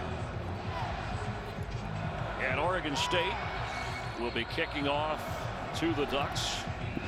Mark Helfrich said there's a lot in the rivalry. We're not worried about how many points or how we just want to win the game. We approach everything that way. But you know, beneath the surface, as long as he keep this train rolling, he's happy. Absolutely. In this game, there's always an emphasis on trying to win impressively, especially right now in the bowl landscape. As we mentioned earlier, there's other implications going on here in the back of these coaches' minds. They know that an impressive win will only help them in getting to the bowl they want to get to, as they have some ground to make up after a 3-3 start this year, and they've done that effectively the last 5 weeks. But it's important for them to get a big, impressive win here today, and they're well on their way to accomplishing that here as we enter the third quarter. There was a stretch between 1998 and 2006 where the home team won every game between these teams. But the last 7 in what they call the Civil War up here has belonged to the Oregon Ducks. Checking the statistics from the first half, and we mentioned some of the impressive runs or offensive performances. Adams 17 out of 23, 257 yards. Royce Freeman steady on the ground as always. Well, the other thing here too, as we mentioned, forcing Marcus McMaryion to win the game. This Oregon defense has held him to just 33 yards. And that's really difficult as an offense to move the ball when you don't have the balance. And it's really not like they have a ton of rushing yards either, but they just don't have the balance offensively quite yet. Got to keep the ball out of this Oregon offense's hands, as we've seen them score a ton of points here in the first half. Freeman averaging just under 4 yards a carry today. And Oregon State swarms to get in on him. Is it me, Evan, or is the pace of the Oregon offense just not as frenetic as it has been in the last few weeks. Well, it's been a little bit different, yeah. And here today, obviously, with this kind of lead, as quickly as they move, and obviously they won't huddle, you will see them start to slow it down just a little bit here in the second half, as there's no need to move that quickly with a 31-7 lead. They might appear quick given they're not huddling, but they're still going to take their time on the play clock as they put these drives together here in the second half. Kyle Peko walking off the field, injured for the moment for Oregon State. He's been their best player on defense today and much of the season as Adams throws and completes. Carrington, here comes a flag on the back end as he gets up to the 38-yard line.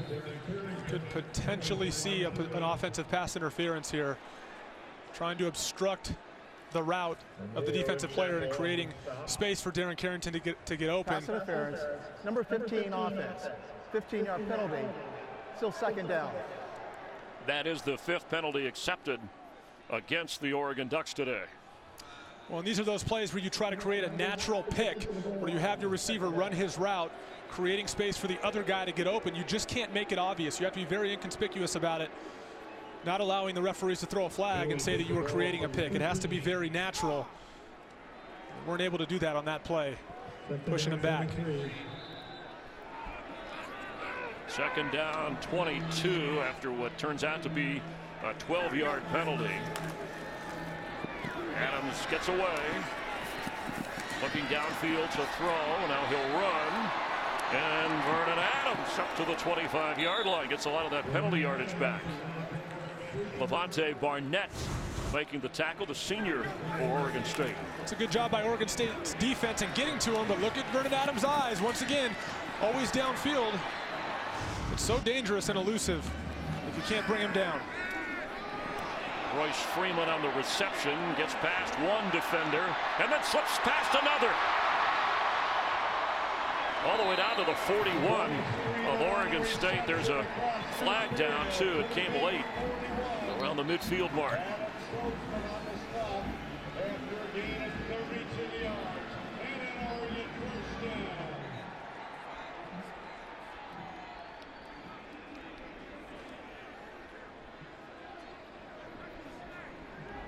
Personal foul, unnecessary roughness, number 12 defense.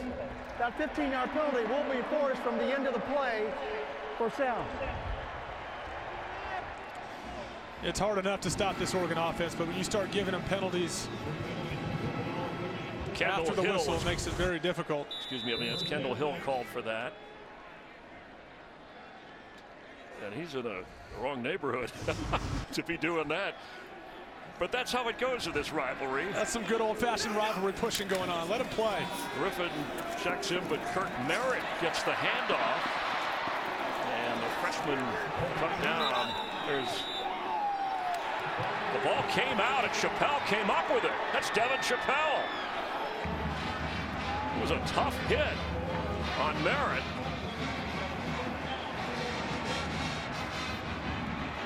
The safety came up and put a big hit on Kirk Merritt. Sussman with the hit. Interesting way he fell, but does his left knee hit the ground? I think that ball is loose. Yeah, I thought he might have been down, but they're ruling it on the field. Fumble recovery, and Chappell with the takeaway. First Oregon giveaway in this game. And they're going to take maybe a closer look here. And Mark Helfrich thinks that's a good idea. Yeah, there looked like he was saying there was a face mask on that play. But it has been looked at, and we're moving on. Seth Collins at quarterback at first down after the fumble recovery. Collins gets up to the 20-yard line. It's a little bit of a zone read, a new part of this offense that we've seen this year for Oregon State, something they haven't done in the past year for quite a while. Something that was happening earlier this season quite a bit, was people playing the read option a little too closely. That first drive, you talked about it, was impressive by Gary Anderson's team, but since then the Oregon defense tightening up, keeping them out of the end zone. Collins has the only score for Oregon State today on a run. McMarion's pass caught. Jordan Villeman, who had an early catch, hadn't done much since. Well, as we referenced before the game, Jordan Villeman, a big NFL type receiver, runs a 12-yard hook route, gets up the field, Some of these rhythm throws with Marcus McMaryion, I'd like to see them do more of them as the half goes on. It really helps a quarterback's confidence when you get the ball out of his hands to his talented receivers down the field. And that was just a gimme. Guy plays 15 yards off, throw a 12-yard hook. Probably should do a little more of that here in the second half if you're Oregon State. Villeman leading the team in receiving yards, similar numbers last year. After a gain of 16, Victor Bolden toward the sideline, and Arian Springs running him out. That secondary, even though they got healthier for Oregon with Tyree Robinson and Cisse, Charles Nelson, who was on offense and then moved to defense, has an interception today, still figuring in the plans back there. Yeah, they had some issues in the secondary early in the year, and they essentially pushed reset and went back to the basics with this group and allowed them just to play free without thinking. And it's really, really helped this group on the back end as they played their best ball the last 3 weeks. Collins pass incomplete for Bolden. Bolden had a chance there in the middle of the field. Run what is called a bender seam. And unfortunately, this ball just doesn't come out quick enough. He's got to let that thing go as soon as he sees him.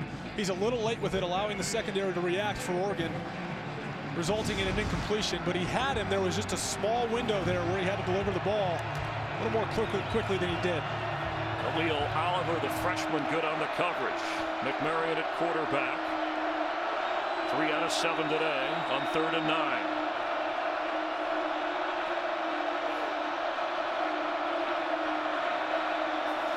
Ryan Nall in motion. Pass is caught and slipping a tackle. It's Villeman again, and there goes Villeman. Down to the 30 of Oregon. It's an outstanding job by Marcus McMaryion. He ends up getting pressure here, but elects to get rid of the ball quickly like he's supposed to his underneath crossing route. Jordan Villeman puts a couple nice moves on, gets up the field for the first down, but on 3rd and 9, there were longer passes drawn up for that play, but pressure came. It was important to get him the ball quickly and let him get up the field. Villeman at 6'5". He's from Fontana, California. That's where the Auto Club Speedway is. You can always, of course, see NASCAR on Fox and FS1 throughout the season, beginning in February with the Daytona 500. A gain of 33. This is the best drive for Oregon State since their opening touchdown drive, as Ryan Nall gets inside the 15 and gets another Beavers first down. Really like the things Ryan Nall has done so far today. He has one other start this year where he had 122 yards against Colorado, showing a little athleticism there with the hurdle. You know, he started against Colorado in October, ground out 122 yards, and it was after that game when Gary Anderson, his coach, said, "I want that war daddy wherever I go." Those are the guys I want to recruit, and those are the guys I want to surround myself with. Talking about the toughness of Nall, we saw some of that on that run.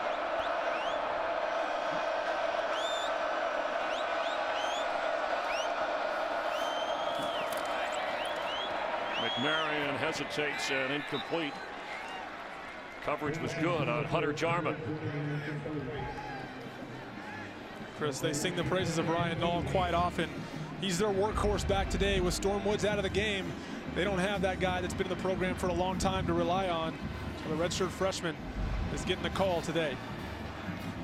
Nall led Central Catholic, that's Joey Harrington's alma mater, to its first state title in 60 years back in 2013. And he ran for 22 touchdowns.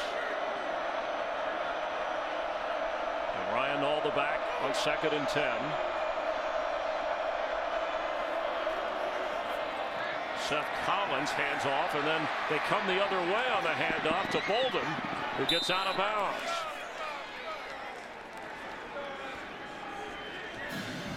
Once again, disguising Seth Collins, bringing him on the jet sweep, and then going with the reverse to Victor Bolden, who tries to outflank the defense, and he had an offensive lineman out there trying to lay a block for him, but sometimes offensive linemen trying to block secondary guys out in the open field is not a winning combination. They're able to get just enough yards. Make it a 3rd and short here. Try to put this ball in.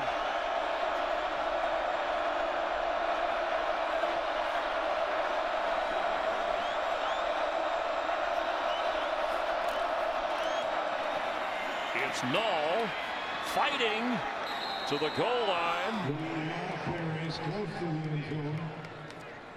And What an effort to get a 1st and goal for Oregon State. A lot of parallels here with how they're using Victor Bolden to create misdirection, creating a little bit of an opening for Nall to give that extra effort, try to get the ball over the goal line. But Oregon uses Braylon Addison very similar to the way Victor Bolden is used by this Oregon State offensive staff, and it's very impressive. So Seth Collins is in at quarterback here, Evan, with Ryan Nall. You got to watch where he's going. He's got the football. He leaps into the air, and touchdown, Oregon State. Well, Chris, we just talked about it before that play. That's the same play they scored on early in the game, creating a little bit of misdirection with Victor Bolden, forcing that defense to widen just enough to create a little bit of a hole. So here comes Victor Bolden, forces that defense to stop their feet, and that time Coleman actually plays it pretty well, but Collins just wills himself into that end zone, leaping up over the top of him and showing that athleticism to reach for the touchdown.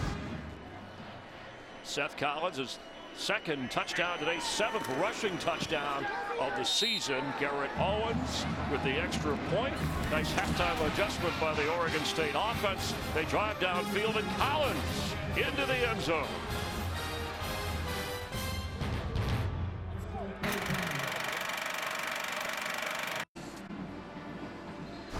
This is a pretty part of the country. FS1 College Football presented by Kay Jewelers as we come to you from Oregon.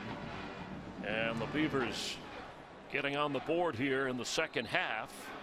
A 10-play, 84-yard drive. In fact, their touchdown drives on each of their first possessions to start the game, and then their first possession of this half. That has Gary Anderson applauding. Well, he's a positive guy regardless of the score or standings when you talk to him, Evan. Absolutely. That's very clear. They have the right guy in the position to build this thing back to all the wins. Oregon State's had a lot of wins over the last decade.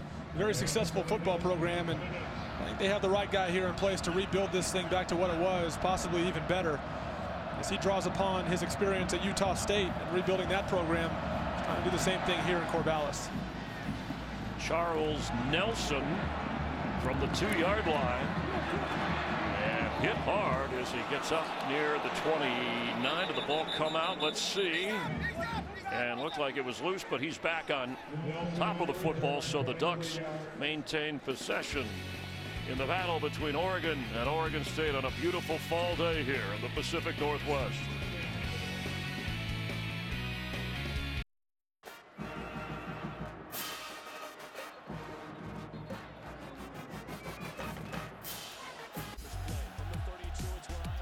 Chris, thanks. Well, here's an update from number 4 Iowa and Nebraska. This following Huskers touchdown to make it a 4-point game, but the Hawkeyes respond with this. Jordan Canzeri, 67 yards. The second TD of the day, and undefeated Iowa on top 28-17 in the fourth quarter. Thanks for the update. Adams comes out throwing and incomplete. We'll see Iowa, of course, in the Big Ten championship game, which you will see on Fox. We're glad you're watching college football here on FS1 with Evan Moore, Chris Myers, and Kirk Helfrich's team coming in ranked 17th. Quite a jump. They've been on a roll in the last 5 games, averaging 43 points a game. And a lot of it because of Adams and Freeman. Royce Freeman all the way inside the 45 of Oregon State. That's now every game he's played. More than 100 yards from scrimmage this year. Little misdirection play, a little counter, getting a good block from the tight end, and a nice little gap to get upfield. And a quick snap and completion. Charles Nelson, who had the interception. You'd seen him on a return, originally a receiver, comes in on offense. That's how quickly they move. No time to celebrate a big gainer. Not a whole lot that Charles Nelson doesn't do, and I love the way the coaching staff referred to him. Said his entire chest cavity is just one big heart to show itself every Saturday, too. He's only 5'8", but plays with a big heart wherever they use him. This is Freeman going straight ahead. Just over 8 minutes to go here in the third quarter, and a 31-14 Ducks lead. Sometimes these up-tempo spread attacks tend to struggle taking time off the clock when they get ahead, but Oregon runs the ball so well. They're a little bit of an exception to that rule here. Adams floats one. I saw it grab. There's a penalty flag.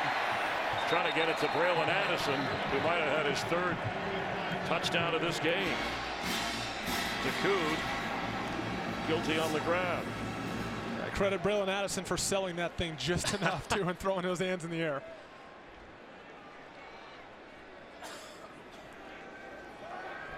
Pass interference, number 14 defense.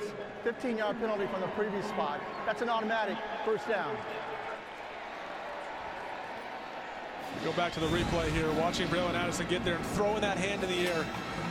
Officials might not always see the actual infraction, but when they see that hand go in the air, they figure something went down. Sometimes that can be the catalyst for the flag to actually be thrown. Royce Freeman, the hole closed in a hurry as he is now near 80 yards on the ground and already over 50 yards receiving on 3 catches.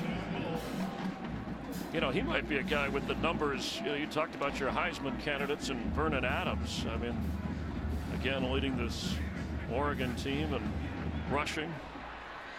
Durable, reliable, gets the football. Nowhere to go this time. She's knocked back to the 6-yard line. He came in needing only 267 yards in this game and the final game here to beat the school record, rushing record of 1,805 yards by LaMichael James, set back in 2011. Look at the numbers today. Well, as is usually the case, when you start to lose football games, any Heisman hopefuls you have on your team start to lose some attention. And when they were 3-3, Royce Freeman was still playing exceptional football, and people just stopped talking about him. But he's continued to do that all year long, and he's worthy of any praise that comes his way from a national standpoint. Adams keeps. It'll be 4th down. Was clearly looking to throw on this play. Eyes are downfield. Actually, I take that back. I think that was a design quarterback draw. As his eyes went up, quickly came back down. Caught in the mix, and they're going to go for it on 4th and goal. What do you expect here, Evan? I think they're going to get Vernon Adams on the move here and do something with Braylon Addison. Griffin is the back. Vernon Adams has plenty of time. Can he find anybody? He can run it in if he wants, but he'll throw out of bounds and gets knocked down. Coverage was very good. Ricky Ortiz got in to hit him. Ortiz was a guy who remembers the success of Vernon Adams when he beat Oregon State at Eastern Washington. Every defensive stand a big one when it's a rivalry game, regardless of the score. And another one from Oregon State. Oh, this is such a big stop on the heels of a touchdown drive by the Oregon State Beavers. We'll go ahead and roll the tape. As soon as this ball is snapped, it's a typical drop back play for Vernon Adams, but right about now it becomes a scramble drill, and all those receivers now are just improvising, trying to get open. And we know how dangerous Vernon Adams can be in those situations, but credit the Oregon State secondary for sticking with their guys. It's like a Velcro coverage and not allowing guys to get away from them. Turnover on downs, which is a big turning point at this point in the game with their last touchdown. Adams has had a hot hand and the upper hand, but on that series, the defense kept him out of the end zone, taking over at the 2. The throw way off target. McMarion was trying to go to Victor Bolden. Chris, the objective here when you're backed up like this in your own territory is to get 2 first downs. It's called backed up football. It's a situational drill that you always drill throughout the offseason.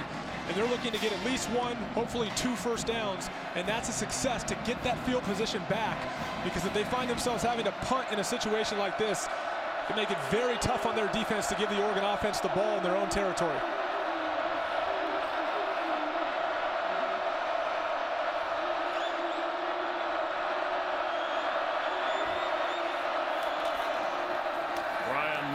With a big hole, gets him out of the hole. And it takes 3 Ducks to bring him down across the 15-yard line at a first down. Such a big sigh of relief for Dave Baldwin, this offensive coordinator. Getting Ryan Nall on the move, getting the tight end across and getting a nice cut block. That first down is so critical in this field position battle. So if you don't get this first down, it puts your defense in a really, really tough spot. That's critical yardage, bringing that thing outside the 15-yard line for the Oregon State offense. Averaging 5 yards a carry against the improving Oregon Ducks defense.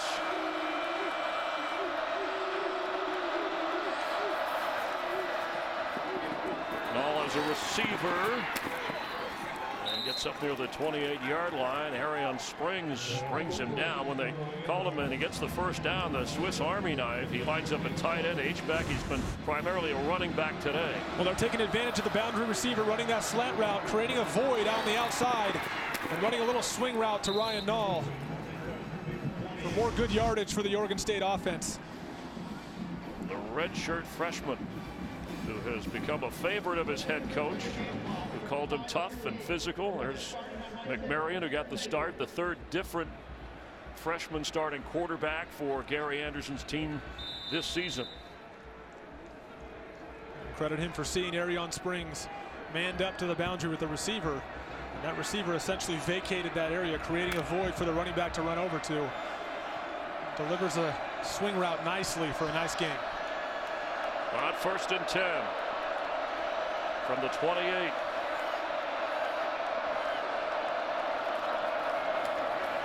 Nall, and there goes Ryan Nall, dragging a tackler all the way down to the 45-yard line. It was Charles Nelson who wouldn't let him go, or Nall might still be running. It's never good when a running back gets to the secondary, but we just have a little outside zone here. And a great job blocking it up, forcing Charles Nelson to make the tackle, which he was hanging on for dear life on that one. Helmets flying. Now, Nelson's a guy who had, what, a dozen tackles in one game at that safety spot earlier this year? Correct, against Washington State. Never good when your safety has that many tackles, because he's more of a pass coverage safety. He's not the type that's going to come down in the box. You don't want running backs getting out to Charles Nelson. That means they've gotten too many yards. A 27-yard run, 95 yards rushing for the freshman Ryan Nall, wearing number 34. This time McMarion to throw for Bolden. Coverage good. McMarion knocked out, took a tough hit, but no flags. Got a flag down the field. Oh, there is one, not in the backfield, but in the secondary. Pass interference, number 14 on the defense. 15-yard penalty from the previous spot. That's an automatic first down. Freshman Ugo Amadi called for that infraction. So what Dave Baldwin decides to do here is run a double move with Victor Bolden. A stop and go route at about 10 yards, give him a little burst, and then push that thing up. He takes advantage of the young quarter in Ugo Amadi, forces him to grab out of panic because it looked like he had an opening down the field for the pass interference call. It's a good call by Dave Baldwin. Baldwin, Cal State Northridge guy, offensive coordinator for Oregon State, who was refreshingly candid but frustrated when we spoke to him about the passing game of this team and quarterbacks getting the ball to the receivers.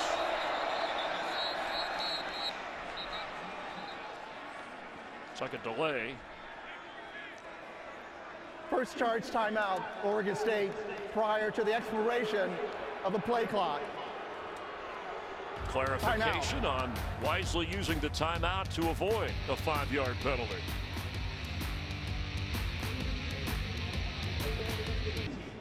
Fox Sports proudly supports Folds of Honor and its mission of providing educational scholarships to families of military members who have been killed or disabled while serving our country. For more information, we encourage you to visit foxsportssupports.com.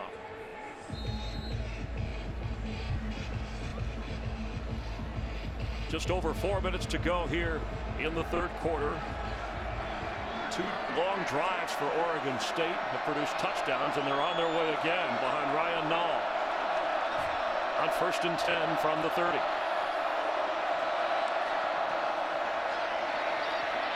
McMarion on the move. If he can turn the corner, he's got a little bit of room. He goes out of bounds around the 27-yard line, and there's a flag down.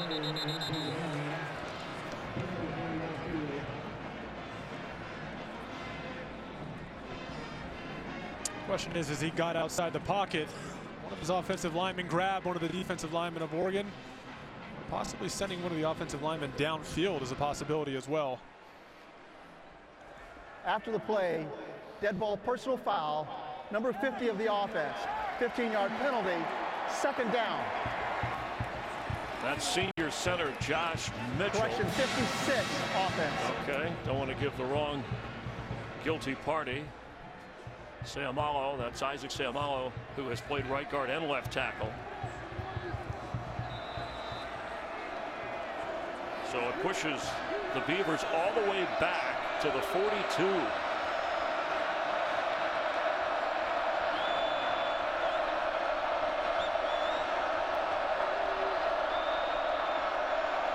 Back-breaking penalty. McMarion to throw, and a nice catch inside the 20. Noah Togiai, the tight end, gets a first down. Another great job of Marcus McMarion being patient. He was trying to work the front side with a Victor Bolden combination with 3 guys over to the right. Patient enough to come back to Togiai, running the shallow cross from the slot route. The big guy, the big explosive guy, delivering that football, allowed him to get up the field. A good job by Marcus McMarion. A gain of 26 yards, overcoming that penalty.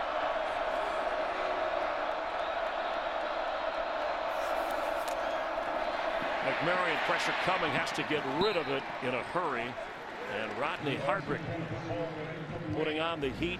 The linebacker you talked about, kind of the glue of the defense with the coach's mentality as a guy on the field who plays that way. He's really been a big help through any defensive struggles they've had this year.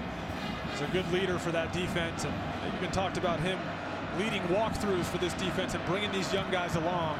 He's a great presence and helping this defense get better and improving over the course of the season.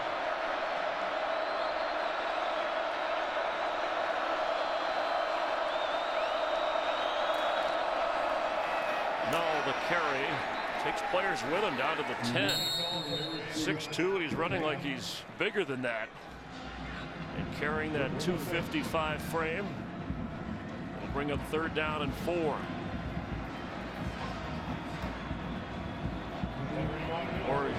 Oregon State has, on 3rd down, converted 3 times out of 7. There's Seth Collins back in, who has the 2 touchdowns for the Beavers.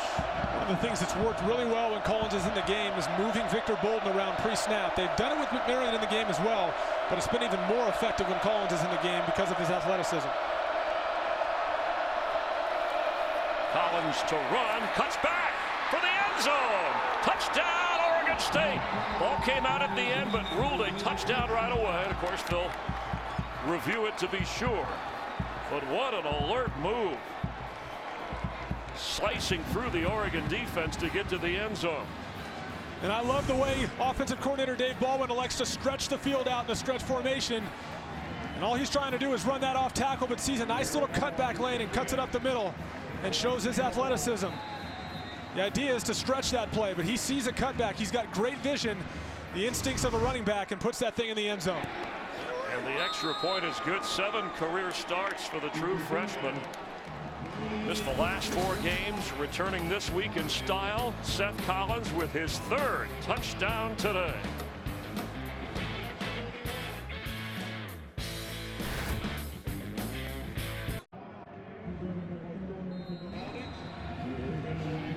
Well, he didn't start at quarterback, but Seth Collins putting on a show, Evan. That drive, 98 yards, covering 9 plays, and he's in the end zone for the 3rd time today. Yeah, we're seeing his ability to play several different positions. Spent most of the week playing wide receiver. They just see him as their best athlete, and they have to find a way to get him on the field as long as he's healthy. If it's not going to be quarterback, it's going to be somewhere else. He's been a huge asset for him today. Charles Nelson on the return, slips a tackle. Nelson still going. Brought down from behind. A good saving tackle by Garrett Owens, the kicker. A return of 41 yards. Well, Charles Nelson, such a dynamic player in the kick return game. Had a big return versus Stanford Cardinal just 2 weeks ago. It was a big game-changing play in that game, but you see his ability once he's in space to turn on the accelerator, and he does that really effectively here. Such a special player for this Oregon team. Fills so many different roles for them. This one giving him great field position to start this drive. The sophomore from Seabreeze High School in Daytona Beach, Florida, and has an interception today. He's also a member of the Oregon track team, a sprinter and long jumper. Showed you some of that ability right there. From the 45 of Oregon. Vernon Adams throws on the run and completes. Evan Bayless is tight end, has a first down, spotted inside the 45 of Oregon State, and down at the 44, a gain of a dozen. Adams over 300 yards passing today, and Freeman gets down to the 36 of Oregon State. One thing that's happened today more than once that I've noticed is when Oregon State is electing to bring pressure, they fail to time it up right at times, and they've tipped their hand before the snap. When you let Vernon Adams know what your plan is once that ball is snapped, it makes it a lot easier for him to dissect that coverage. Going for it all, the end zone, and knocked away. Jalen Brown had to play defense. Well, that might have been intercepted.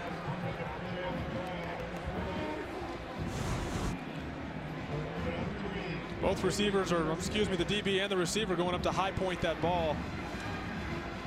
It's a good job by DeCoud in getting there. He's been a solid player for them all year long. Missed some time due to injury. He was injured versus Colorado, but a guy they trust on the back end in the secondary. Preston DeCoud from Covington, Louisiana. Griffin, who has a touchdown run today, goes out of bounds and gets the first down. Just over a minute to go in the third. A 10-point game. There were many who thought the way the Ducks had been flying high, that it would be more lopsided even at this point.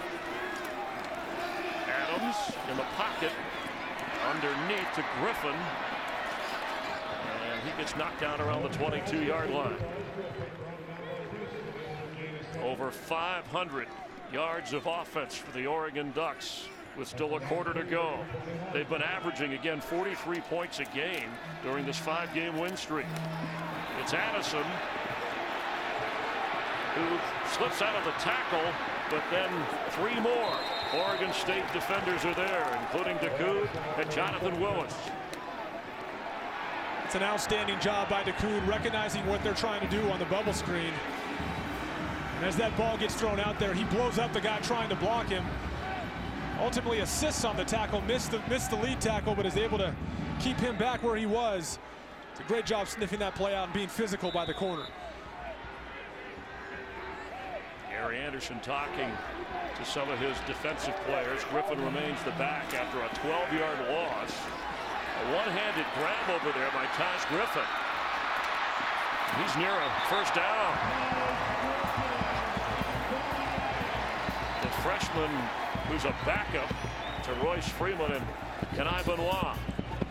It's the design screen route. He becomes the first option in that as the receivers were blocking for him. The ball is designed to go out to Taj Griffin immediately after the ball snapped and get him out in space. He effectively gets up the field on that one. But once again, great job blocking by the Oregon receivers.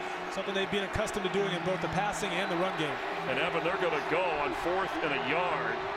Remember they went last time on 4th and goal from the 2 and did not score. Handoff Freeman, and he'll score!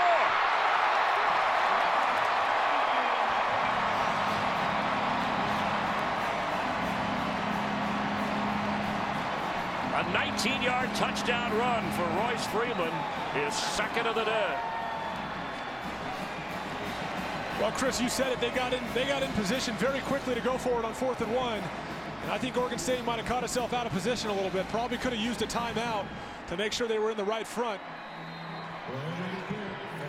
Tyler Johnstone gets away with a little bit there with his right hand, creating just as much separation for enough to make a hole. Big play on 4th and 1. A lot going on in the trenches. Aiden Schneider with another successful extra point. Freeman with the run. Well, as we see here, they elected to give it their feature back, and we have a hole right here that was created maybe by a little bit of a hold by Tyler Johnstone. He was able to get away with it there, create some space for his running back.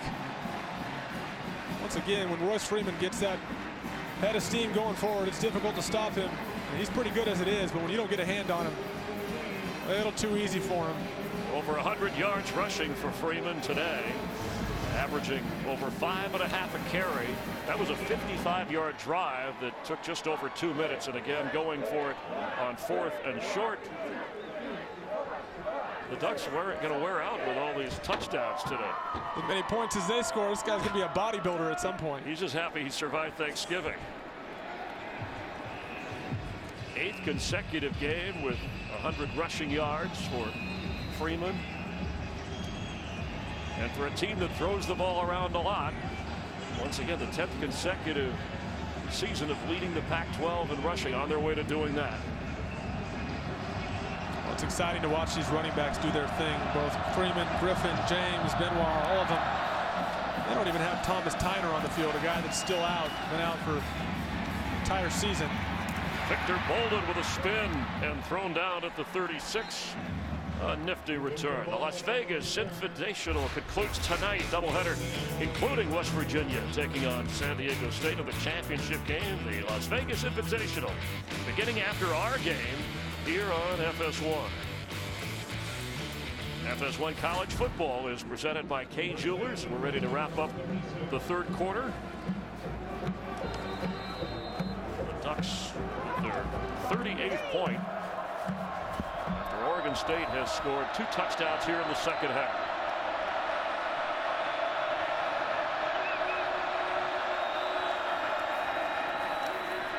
Ryan Nall on the reception.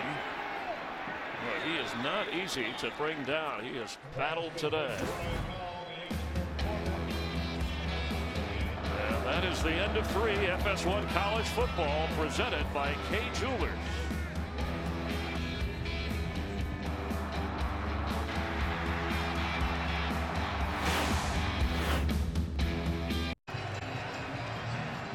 There's a lot of ingredients that go into a rivalry. This one goes back to 1894. And you see Corvallis and Eugene not all that far apart when they were founded.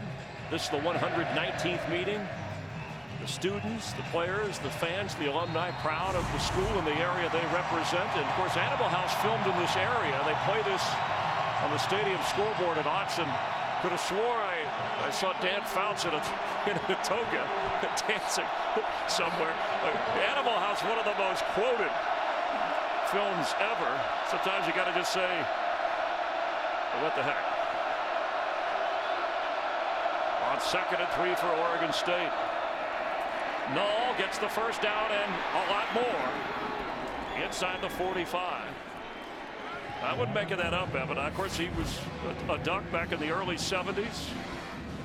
Terrific announcer, outstanding quarterback for the Chargers. Normally he would be smiling at a toga, but that might have, there you go.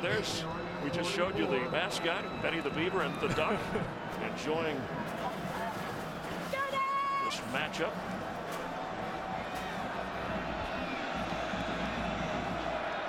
Meanwhile, Null having a terrific game with that 13-yard run. 115 so far today on the ground. McMarion airing it out. And here comes a flag. He was trying to get to Jordan Velleman. Tyree Robinson was running with him.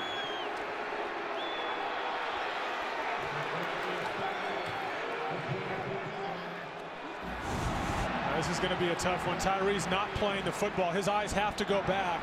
Pass interference. Number 3, defense. 15-yard penalty from the previous foul. It's an automatic first down. Tyree Robinson, the former safety, they like to have him to the boundary to play against the bigger receivers, and he just doesn't get his head around, and it becomes a little too obvious as he tries to widen him, which is great technique, but he's got to get that head around and look for the football. Otherwise, he leaves the official thinking that he's not playing the football, and that time he's got to throw the flag. He came off the bench against USC after having started 4 games at corner and 6 games at the safety spot. Here's Null, and nowhere to go.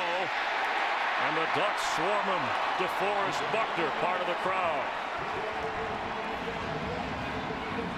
I really like what they're doing here with Ryan Null in the second half, but this time Oregon answers the call. DeForest Buckner coming off his block, making a big play and essentially running into the wall of the Oregon defensive line. Trying to put the clamps on Ryan Null. He's had a good second half, and a guy we knew was going to be the featured back today, as indicated by the coaches all week long. And he's a big back that they can rely on. But that time, it's a good job by the Oregon defense. It'll be 2nd and 15. Chris Brown in at running back now. Null catching his breath.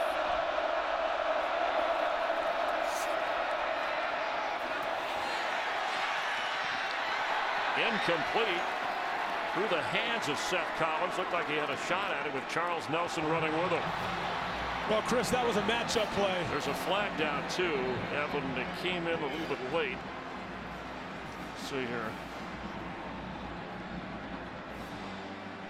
McMarion showing his arm strength on that play. 7 penalties accepted on Oregon today, 5 on Oregon State.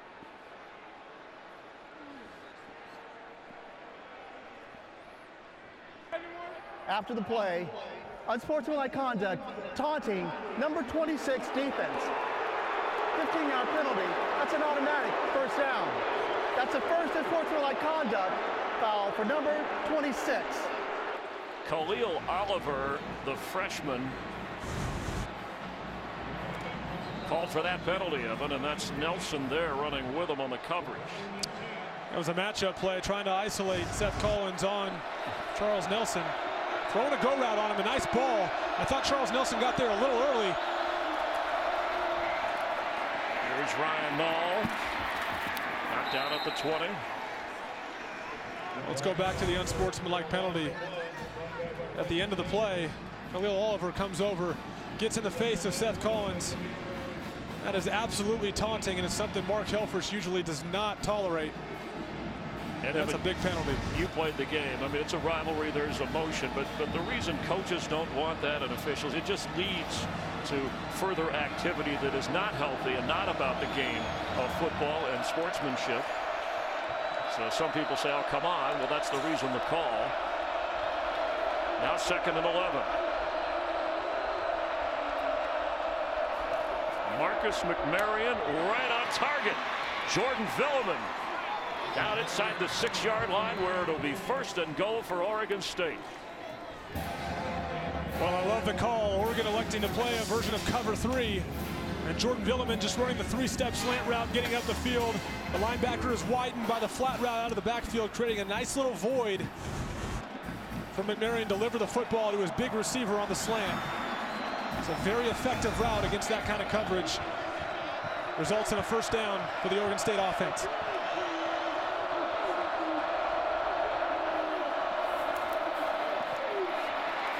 McMarion is in for the touchdown. Seth Collins has 3 today, and the freshman quarterback keeps for his 1st today. Once again, using the motion of Victor Bolden pre-snap to create a little bit of misdirection, and it's a design keep for the quarterback. It was well blocked on the front side.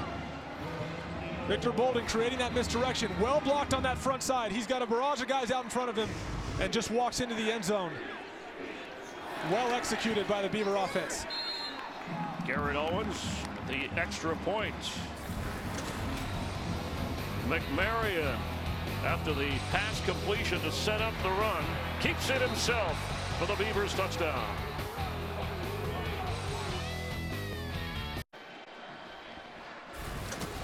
Ten-point difference right now. Last time Oregon State won in the Civil War rivalry, 2007. Double overtime. Freshman receiver James Rogers put the Beavers ahead. The Beaver defense then held the Ducks on 4th down to preserve the win in Eugene. Double OT, and Oregon State won it 38-31.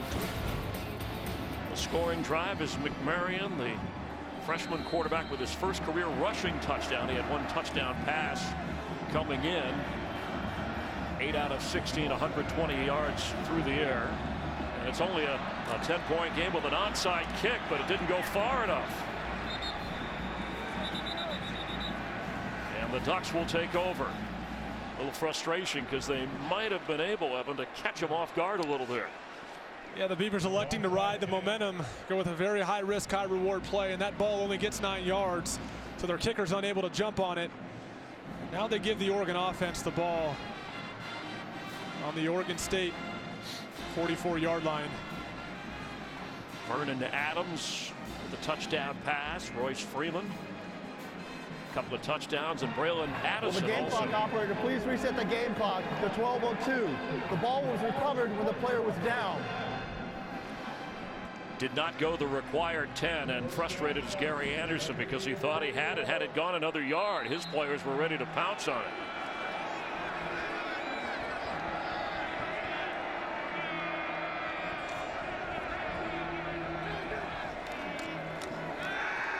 Adams with time, and now he goes down.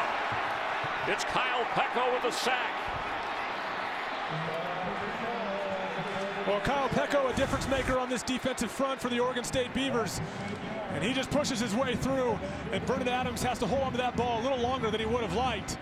But Kyle Peko putting on full display why he's a guy that the coaches have enjoyed coaching so much since they got here. He's a reliable guy and battles every snap. He's a guy you have to account for, and that time makes a big play for this defense. Can Oregon State, after the failed onside kick, keep this offense from gaining? Adams on the move and goes out around midfield. It'll be third down. There's a flag down, and not necessary, picked up, no penalty. Peko sack likely providing Gary Anderson a big sigh of relief after not getting that onside kick, putting Oregon in a 3rd and 16 situation. Big stop by the defense if they can hold him here. Griffin a tailback, fakes to him. Adams is on the move. Here comes a flag, and he's going to throw, and catch made. Charles Nelson for a first down, pending the flag.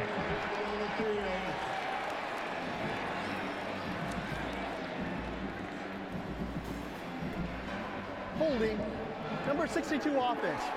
10-yard penalty, third down. That call on Matt Pearson, so it'll negate the first down.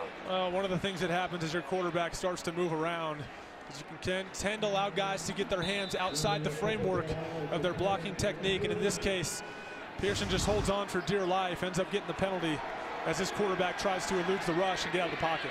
Need to get all the way inside the 35-yard line for a first down. Adams throws wide open, but bounces the ball to Nelson. And he knew he had him open. He's frustrated, missed that opportunity, but the penalties hurt him here. And the Oregon State defense forces a fourth down and long. So here comes the punting unit for the Ducks.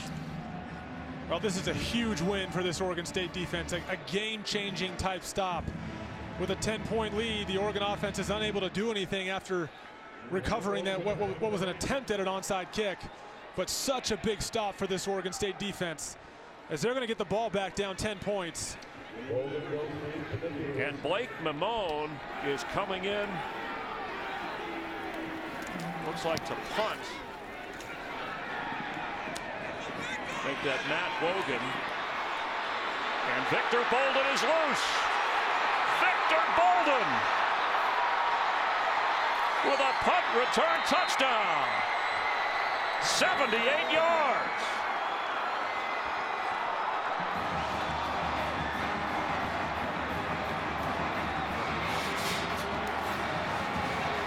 Well, you never know how this stuff's going to come back to get you. Their punter, Ian Wheeler, has been out sick, not available today. And this punt just does not get enough hang time and ends up in Victor Bolden's hands way too soon. And they're unable to have their protection or their coverage team down there to make a tackle.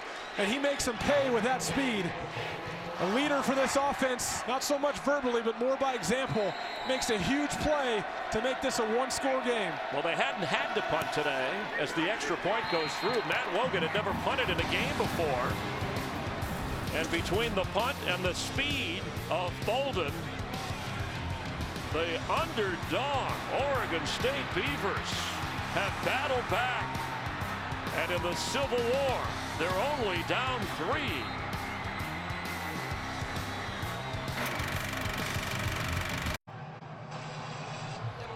The punter, Matt Wogan, forced into duty because Ian Wheeler, the regular punter for the Ducks, was ill. They hadn't punted all day, and then Bolden took advantage for his first career punt return for a touchdown. Well, as we mentioned, we just don't get enough hang time on this punt. In textbook fashion, you get white shirts all over green shirts. And this is how it's done, allowing Victor Bolden space to get up the field, up the gut of the punt coverage team. And he's off to the races for a big score for this Oregon State football team. Let's check in with Jenny Taft back in the studio for a game break. Thanks, Chris. Well, over on Fox, it was a rough day for number 20 Washington State in the Apple Cup. First, Peyton Bender finds Gabe Marks, who would fumble, go down injured, and leave the game. But as for Washington, Darren Gardenhire returns it for the touchdown, 26 yards. The Huskies have now won 6 of the last 7 games in this series. All right, Jenny, in the Apple Cup here, it's the Civil War. That shakes things up. Obviously, an injury at quarterback for Washington State, the Cougars, in the Pac-12.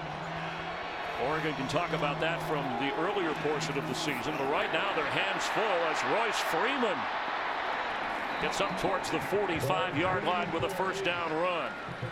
Victor Bolden, that punt return. He also, of course, has 2 kickoff returns for touchdowns. But what a series of events. McMarion scores the touchdown. The onside kick doesn't go long enough. The defense does its job after a penalty, and then the punt return. That's why it's a 3-point game. Adams pass, caught, but right away. Carrington is tackled by DeCoud. And this would be, I know Oregon has the football and the lead, Evan Moore, but this would be a colossal upset in this rivalry if Oregon State could somehow pull this off. Oh, we knew going into this is a rivalry game. A lot of people thought they had this figured out, how this thing was going to turn out, but people inside the state of Oregon really realize what's at stake here. You trust this Oregon State Beaver team is going to show up. You're a 3-point game with 9 minutes left. Charles Nelson with a first down run. We mentioned coming in, the Ducks have won the last 7 in this series. You know, here at Autzen Stadium, we mentioned Animal House. This was one of the filming locations for the movie Animal House, and it'll turn into that. There is a crazy upset. Right now, the Ducks doing what they do, moving with the football, trying to protect their string in this rivalry. 8:40 to go. Facing 2nd and 4.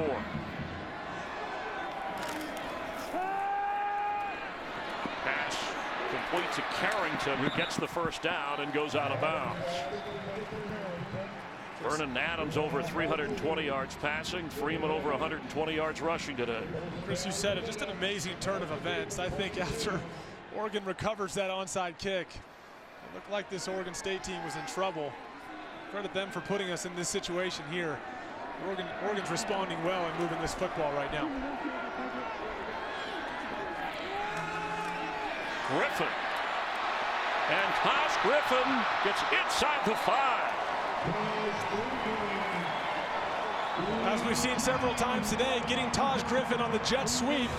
And a jet sweep is always going to have to rely on these receivers down the field blocking, which you see from Darren Carrington right there, creating just enough space for him to get outside. You have speed like Taj Griffin. All you got to do is give him one extra step, and he's going to get those yards for you. It's a big day for Taj, 10.3 yard average on the ground. Very impressive. An 18-yard run, and he remains in. Adams, end zone, catch made, touchdown, Braylon Addison. His 3rd of the day for the Ducks.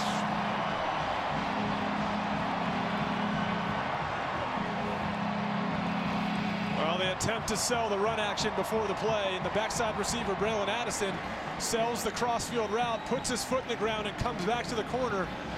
And after Vernon Adams keeps that ball off the play action, he finds his receiver wide open. This play action here is important to the flow of the play. Then he comes right back and finds his receiver in the corner of the end zone. It's a well-designed play, and the timing of it is perfect. His receiver's wide open in the corner of the end zone for a touchdown. Schneider on for the extra point, and it's back to a 10-point Oregon lead. So the punt return, and this is how the Ducks respond. Adams has his team out in front by 10. FS1 College Football is presented by Kay Jewelers. Well, Chris, as referenced earlier, this last play for the touchdown is a well-designed play. It relies on the play action that creates the facade. They're going this way. This receiver's going to come down for a cutoff block and come right back to the corner of the end zone. Fake well carried out by Vernon Adams, and he just comes back and finds Braylon Addison right over the corner of the end zone. Very, very well-designed play by Scott Frost, the offensive coordinator. It'll be a touchback, second touchdown pass of the game for Vernon Adams. He now has 24 for the season. And if you're entertained by this, wait till tomorrow when Notre Dame takes on Stanford. Who's going to get into that college football playoff? They got a whole lot at stake. Both ranked in the top 10 at 7 Eastern on your local Fox affiliate. With Evan Moore, Chris Myers, Fran Morris, and our producers, Scott Katz directing. Hope you're enjoying a little college football at FS1.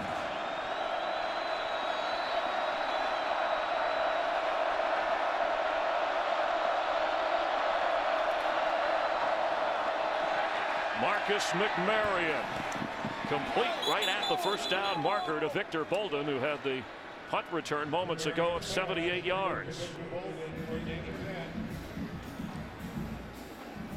So much more at stake when you talk about the bigger picture, a bowl game for Oregon, ranked 17th. Oregon State trying to win with Gary Anderson, first-year head coach, their first Pac-12 game of the season. And this the last game of their season. Ryan Nall with a big hole. Can he go all the way? Ryan Nall, outstanding with a touchdown. 66 yards. The freshman from the neighborhood. Well, we've seen the big bruising back quite a bit today, and he's able to put his speed on full display. As you see here, just a void created in the middle by the tight end coming across, and a missed tackle there by 56. But Ryan Nall showing his speed down the field. Been a difference maker today for the Oregon State offense. It's back to a three-point game. 19 carries for Nall, 174 yards, and this a 66-yard touchdown dash.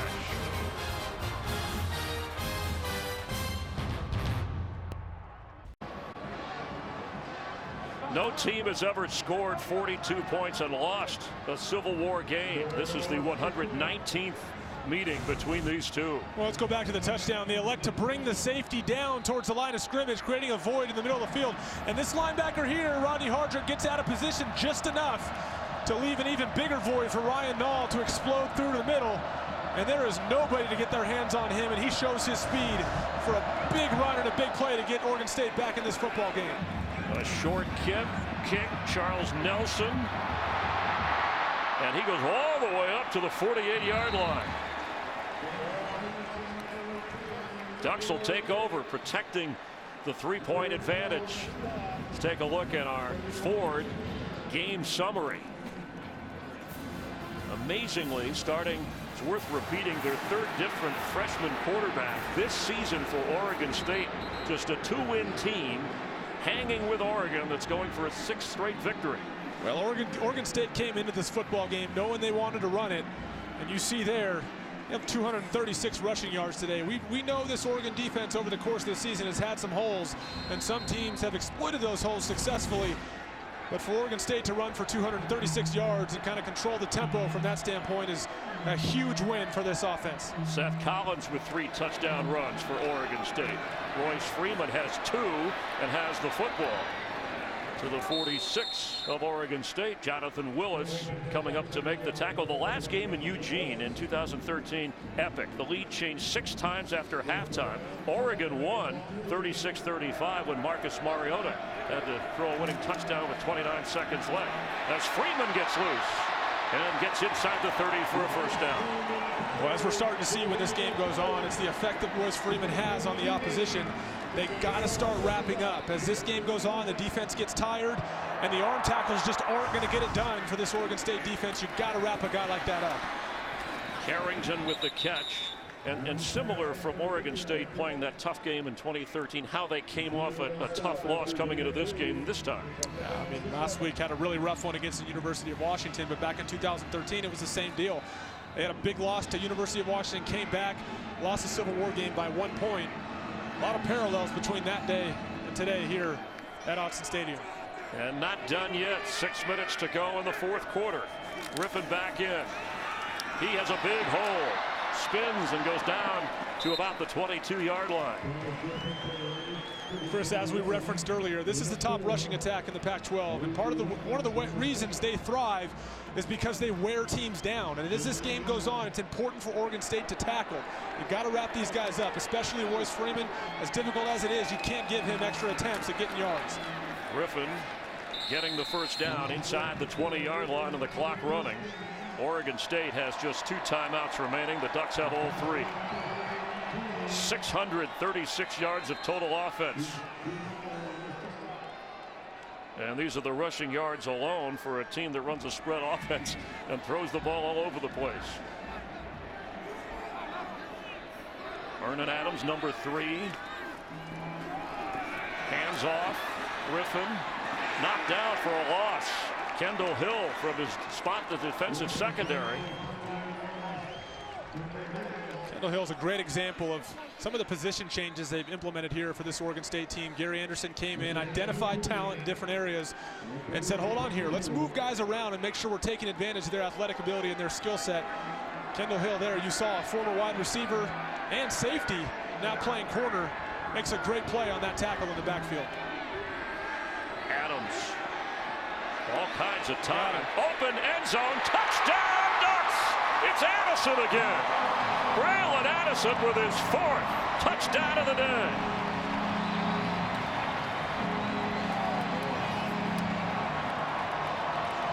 Well, once again, Chris, this offensive line is playing as well as any unit in the country, and they give Vernon Adams just enough time to keep those eyes down the field. And we've drawn parallels, for those of you out there watching, we've drawn parallels to Russell Wilson quite often off camera relating to Vernon Adams. His ability to move around but see downfield just like Russell Wilson does at the next level. And he does it so effectively and makes it such an asset for this offense. Vernon Adams wears that number 3, just like Russell Wilson wears 3 for the defending NFC champions Seattle Seahawks. Coming off a 6-touchdown pass performance, Vernon Adams has 3 today.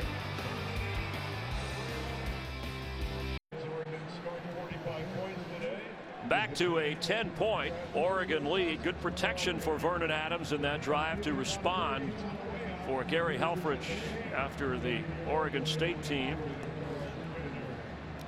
narrowed it down to 3 once again.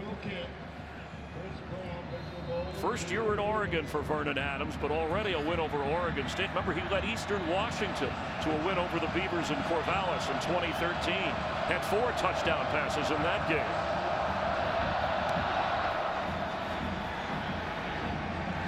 And Victor Bolden, they're not going to give him a chance, so that's a touchback. Well, let's go back to that touchdown. As we said before, this line deserves a lot of credit. Now, Oregon State only elects to rush 3. But Vernon Adams moving around, has plenty of time to move around. But the key thing here from this angle, look at those eyes. Look at him continue to look downfield and find open receivers. And from up here, we could see Braylon Addison coming open. It was only a matter of time until Vernon Adams was able to find him. And with his arm strength and his accuracy, he puts that football right on the numbers for 6 more for the Oregon offense. But the Beavers have shown that they can score quickly, whether it's Ryan Null, or here he is in the Wildcat, or McMarion or Collins. From the 25, McMarion, there's a little trickery, and there's Null with the catch. Seth Collins on the throw, and he has a first down up near midfield. Kind of like what we saw in that opening drive where they got everybody involved. That's the other dangerous element. When you bring the double pass out, you bring another quarterback on the field, you know he has the ability to throw. The receiver does a good job clearing out that space for Ryan Null, then fills that void, and Seth Collins delivers the ball nicely. Just another weapon of his that's on display. A pickup of 24. McMarion open. He's got another first down. It's Bolden. fighting hard to get to the 37.5-yard line of Oregon. Impressive element of McMarion's game today is rarely has he forced throws. He's put his team in a good position. He's taking what the defense gives him. Other than maybe 1 or 2 throws in the first half, he really hasn't forced throws, which is something you don't see young quarterbacks pull off very often, but he's done a nice job of that and allowed them to move this thing down the field as part of this overall push.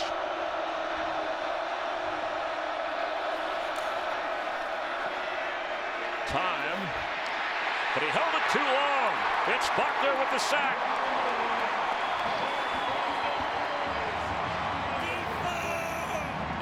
Well, unfortunately on that play, they bring Victor Bolden in a short motion, which is a big indicator that they're going to run some kind of crossing route with him.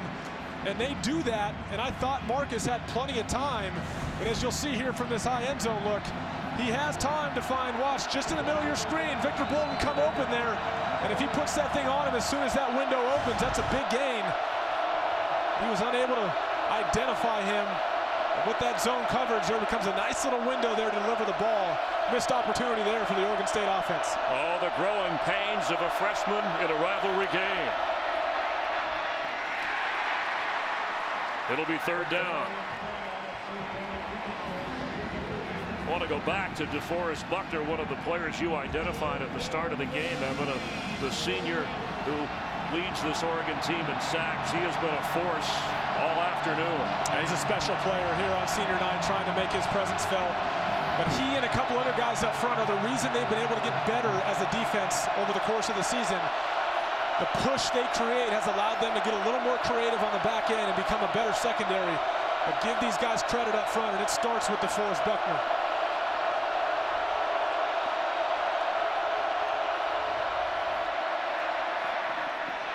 Ball underneath, but short of the first down, goes out of bounds. Reggie Daniels not allowing him to get inside the 30 where they needed to get. So on 4th down, let's see how they play it. Well, it's a smart play by Marcus McMarion, as they knew this was 4-down territory, and the Oregon defense elected to push this thing way back and play deep coverage. Take what they give you, start to chip away at it, and now you find yourself in a 4th and 7, which is somewhat manageable.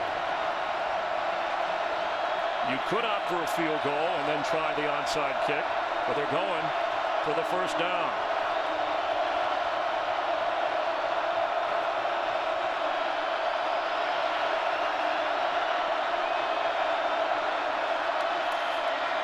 Marcus McMarion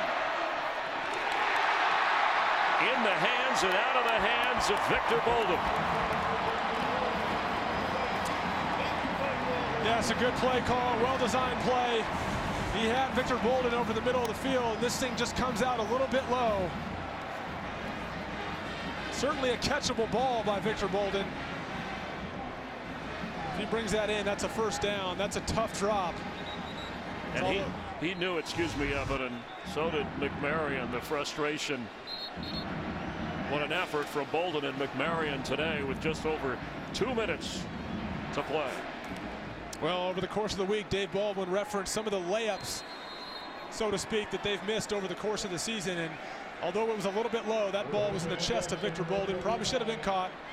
That would probably classify as one of the layups that they've missed over the course of the season.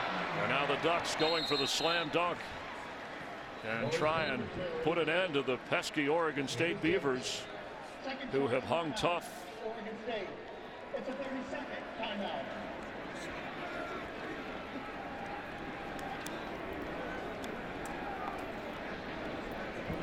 Well, you said, Evan, in a rivalry game, anything can happen. As we figure that the Ducks will hold on here, maybe not as dominant or one-sided a game as many people thought, considering how hot this team was and the offense. But let's talk about where this Duck team, if they hang on to win their 6th straight, where they go from here. Well, it wasn't quite the impressive win that they had hoped for in this game in order to impress some of the bowl committees. But there's no question they're going to end up in an impressive bowl. A lot of people have speculated about possibly the Alamo Bowl. But there's a chance they could end up in a large bid for a New Year's Six Bowl. It's just important that they hold on here and execute this 4-minute offense. Here comes a flag.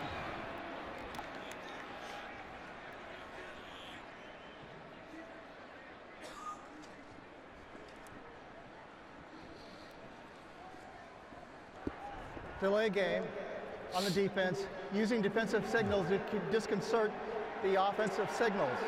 5-yard penalty, second down. Yeah, whatever you do, don't disconcert. But what an entertaining game this has been. And when you're getting Oregon, we said at the top, between Vernon Adams, like a brush fire, all the offensive places you put one out, here comes another one popping up. Some bowl committee is going to get a very good team, looking at the bigger picture of how hot this team is, how exciting they are to watch. Well, they leave you feeling like what if as well. Had they been healthy the whole year, you start to wonder what they would have been capable of doing if they had their quarterback the entire year. But they have so many weapons. If you elect to try to stop one guy, they're only going to get you somewhere else, as we saw most of the day today. A team that played, when you look at Oregon for the college football championship last year, I know they had high expectations when this season started, but at least they're finishing strong considering the 3-3 start. Well, it's a fascinating development. You think, Marcus Mariota departs. They head into this year wondering who their quarterback's going to be. Everyone knew Vernon Adams was coming in, but no one really knew for sure if he was going to get that starting job. He still had to compete with Jeff Locke and Taylor Alley. Not only does he get the job, but when he's healthy, he has been everything they've hoped he would be. That's worked out pretty well for him. And it was good of you to point out when we talked about the Heisman watch, players like him, Royce Freeman and Vernon Adams, certainly worth mentioning. I think it's also worth pointing out here that Gary Anderson, and this game shows you today, is representative of the kind of team he's going to bring out on the field once he gets the kinds of players. And he had to recruit, as you said. He brought in a lot of different players. In fact, they dressed 58 players today. They had injuries, but 54 were recruited really to do other jobs, and he's had to move them around. Yeah, and certainly no disrespect to the guys that were already on this roster, but Gary Anderson runs a different system than what they ran here for the last few years, and so it's about finding, and sometimes it's position changes. It's putting the guys in the right place to be successful. But one of the things that really impressed me about Gary Anderson, as we had a chance to talk with him this week, is the idea of finger pointing got brought up, and that tends to happen when teams lose a lot of football games, and he made it very clear that's the easy way out as a coach. That will not happen here, not under my watch. And I personally believe they have the right guy in charge here. He's shown he has the ability to rebuild programs. He did this at Utah State, took them from a 4-win team to an 11-win team in just 4 years, experienced some success at the University of Wisconsin. Now he finds himself back in Corvallis. And I expect this team over the next couple years, and over the course of this week, Storm Bars Woods alluded to it as well, this is going to be a team that just continues to get better. A lot of good young players, and they got the right guy in charge. I firmly believe that. On a first down, Freeman, who already has over 215 total yards today on the carry. You mentioned Storm Bars Woods, a really unfortunate, the 4-year starter at running back who could not play as a senior in this his final game. In the top 5 all-time for Oregon State in rushing. Yeah, a guy that certainly deserves a recognition. He's given this program all he has these last few years, and disappointing not to see him dressed today, but he's been dealing with some physical issues over the course of the season. It's affected his production this year, and it's also affected this offense's output, as he's certainly one of their most talented players. Just over a minute to play. Freeman will be brought down as the clock continues to run. This Civil War history between Oregon and Oregon State, the second most points in the series. Remember how far back this goes to 1894 when it first began, the 119th meeting. And Oregon, Mark Helfrich saying, let's finish this thing up. It'll be the 8th straight win for the Ducks in the series head-to-head. Vernon Adams, victory formation with 366 yards passing and 3 touchdowns. And he said, hey, I wouldn't change anything. I don't regret all the moves, the injury, 6 straight wins, 674 yards of total offense.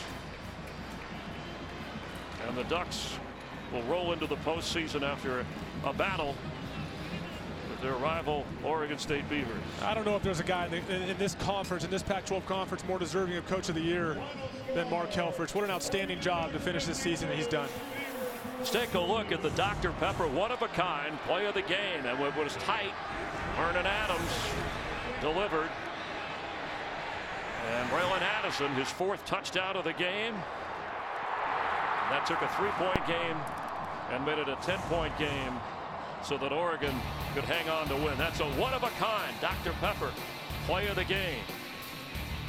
With Evan Moore, I'm Chris Myers, our entire crew. College football on FS1 continues with Rob Stone back in Los Angeles coming up after the break.